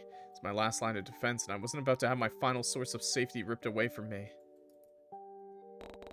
Not wanting to look and see how the spectral form would respond, I squeeze my eyes shut and try to bury my face in the pillow. The eerie sound of water running and reeds rattling in the wind draw my attention. I crack open an eye to see nothing. Before I can make a sense of what I just witnessed, the world around me starts to go blurry. But even as I lose consciousness, I don't miss the faint shape of something large disappearing from the corner of my eye, along with the lingering smell of old paper, something muddy, and the foul stench of blood. Error 101. Dude, that's gotta be a code. That's gotta be a code. Chat, that's a code, right? Someone decoded. Someone who knows code binary. Does anyone know what binary is? Somebody, binary, right now on that. Screenshot that shit and tell me in the comments on YouTube, okay? YouTube, I will rely on you, okay? Unkno. You got this, bro? You got this. Killer Cat Black. There, I moved out of the way, okay, for the screenshot. Crazy business. My math, my only weakness. I don't think binary is math, is it? Is it? I don't actually know. Numbers. Cool. Oh, there's more! There's more! Ow! Why? Mikey, why? This is for asking if binary is math. I don't know what it is. It says, hello, my name is Steve. Hello, my name is Steve. Wow.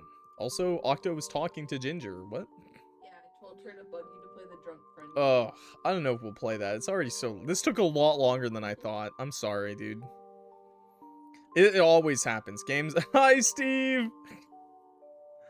Steve from Minecraft? Oh my god, Steve from Minecraft is jealous of Ren? It's Jack Black on the map. There's another screen of binary, by the way. God damn it. Give me my emotional support drunk game. It's Herobrine. I have Steve and Herobrine fighting over me. Oh my gasp. Yeah. Bum, bum, bum, bum, bum, bum, bum. YouTube comments. You wanna do that one too? YouTube comments? I'm gonna break my neck. Crack.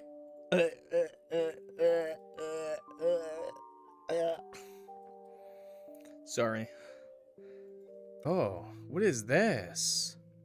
New dead end? Dot dot dot. There we go. Don't worry, Angel. I won't let you get my bad ending. So don't hide from me. Why are you hiding from me? I won't hurt you. So don't be so scared. Don't you realize we're meant to be together? I love you, Angel. I love you so much. Ah! Ah! Oh, this jump scare is so funny to me. Okay. Okay, buddy. Okay, so there is a death ending. So dead end was kind of easy. Twink jump scare. We got the 18+ scene. Okay. Secret CG. So we gotta get a secret CG. We're gonna be mean to him too.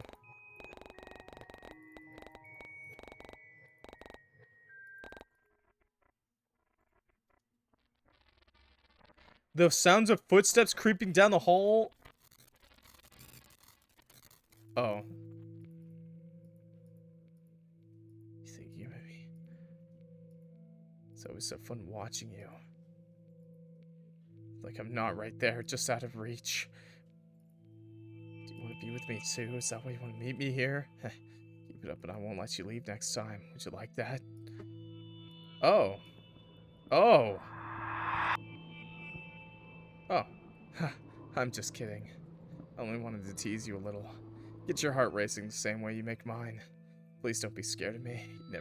You know I'd never hurt you. But the thought of always having you by my side is so overwhelming. What the hell? Maybe I could. No, can't, not yet. Something big is going to happen soon, and I can't wait to see what it is. Alright, I'm going to send you back now. No jump scares this time, I promise, Angel. Oh, okay, cool. So be good and do as I say, okay? I love you so much. Till next time. Oh, okay, lovely. Damn it. Okay, so I was right. Okay, invite him. We can do anything. Don't leave me! Angel! What the hell? Oh, I'm dead. This is a dead ending, isn't it? Yep. Yep. Breaking the door of my front door, creaking out open. Oh, okay, lovely. What the hell is this, man? Ooey. I guess YouTube is seeing all of this. YouTube. I'm just getting all the dead ends right now, I think. We're just literally going through all the dead ends. Is this backwards? AUD. P. This is not backwards. This is... What's the word?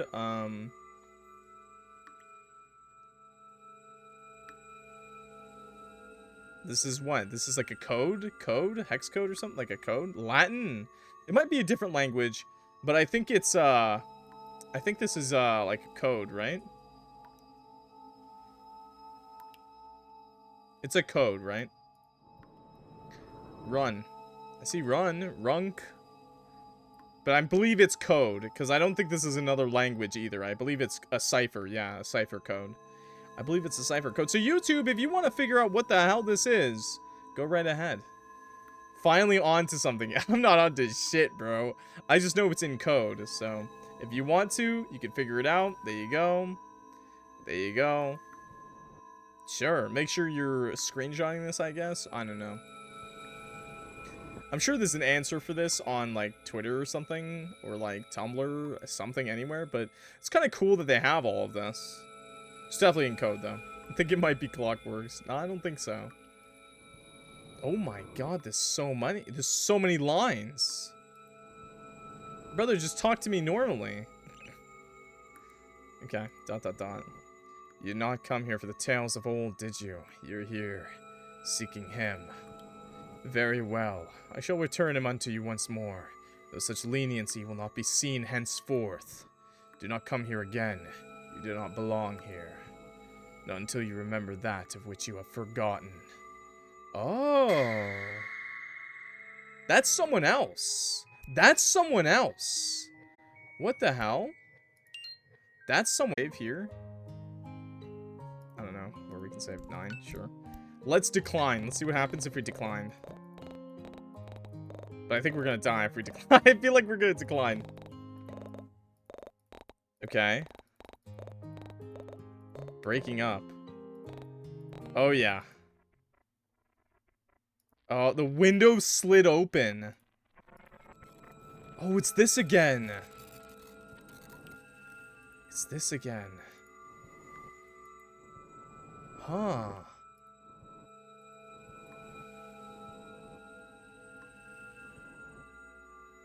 Okay. Do not come here again. Okay, okay. Okay. That makes sense. Okay, accept. Accept. Ask Ren to leave. That's what I have to pick. So apparently this will give me a secret scene. Oh, we also never kicked their legs. We never went back for that option too. Okay.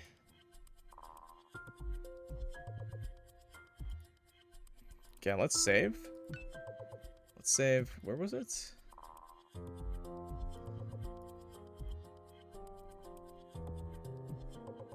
Sure, this one. Yeah, that one. Okay, so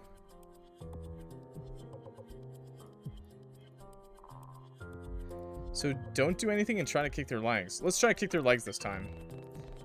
With all the force I can muster, I swing my right leg in the air before hurling back to my assaulter's knee. A strained cry of pain comes behind me before the entire world starts to spin. In less than a second, I'm slammed against a large dumpster and thrown to the ground. Sounds of boxes crashing and glasses shattering are all I hear as I roll onto my side. I only feel something grab my ankles and drag me forward. A shriek finally escapes me, and just as I try to kick my assaulter again, a flash of pink. Oh, okay, he comes. Okay. Okay, so he's killing. I can't find an enemy to look away. All I can do is watch in silence as Ren repeatedly stabs my assaulter without a single hint of remorse. Okay.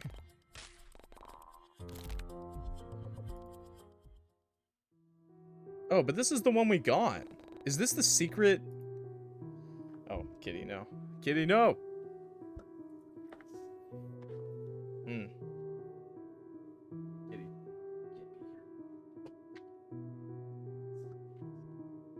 Give me a second, chat.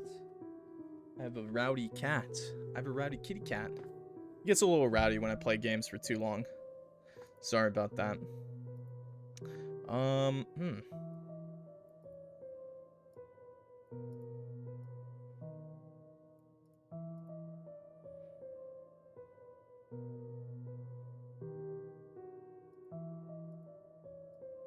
Oh, so I guess that was the CG.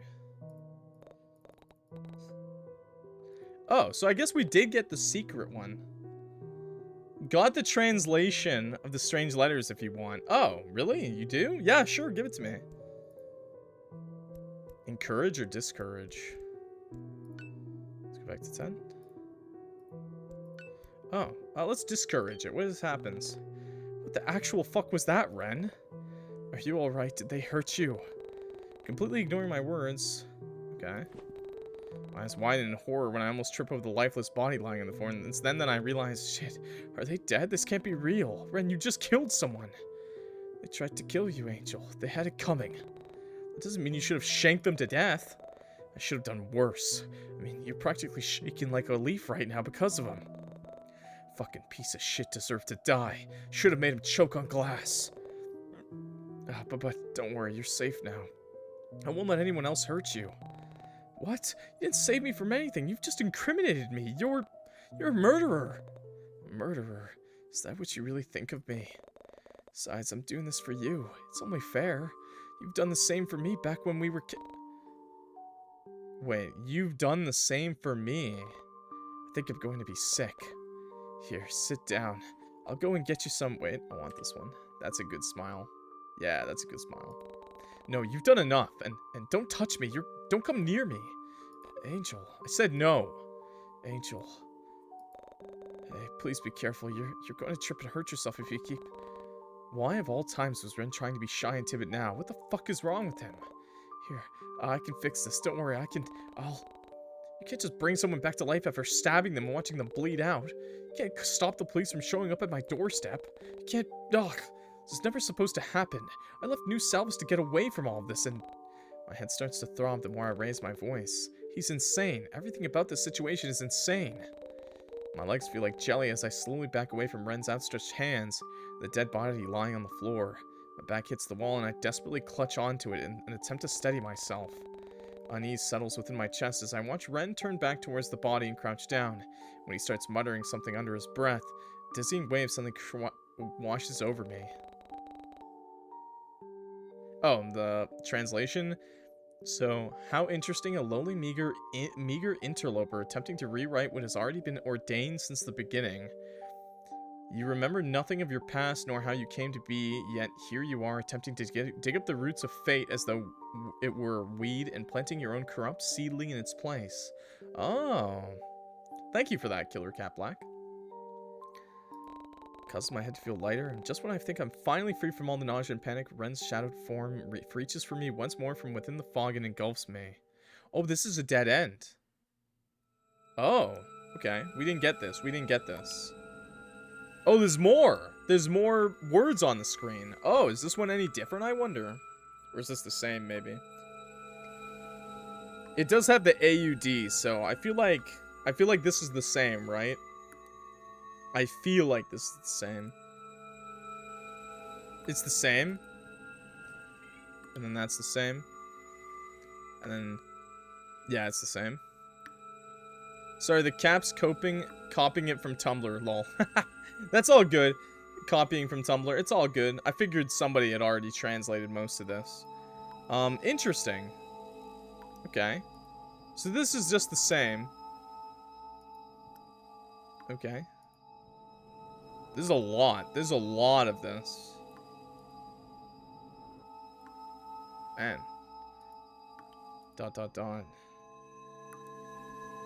Perhaps we were the same then, and I too find enjoyment in disrupting the vines of Ismet and watching him struggle. Ismet.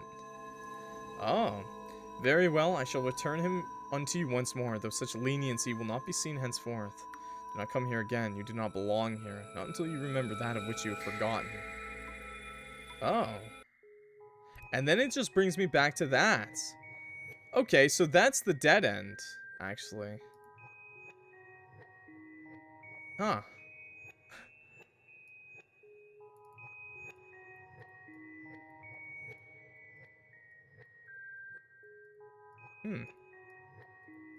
I think that's all the new CGs in the game, by the way. I think that's all the new CGs.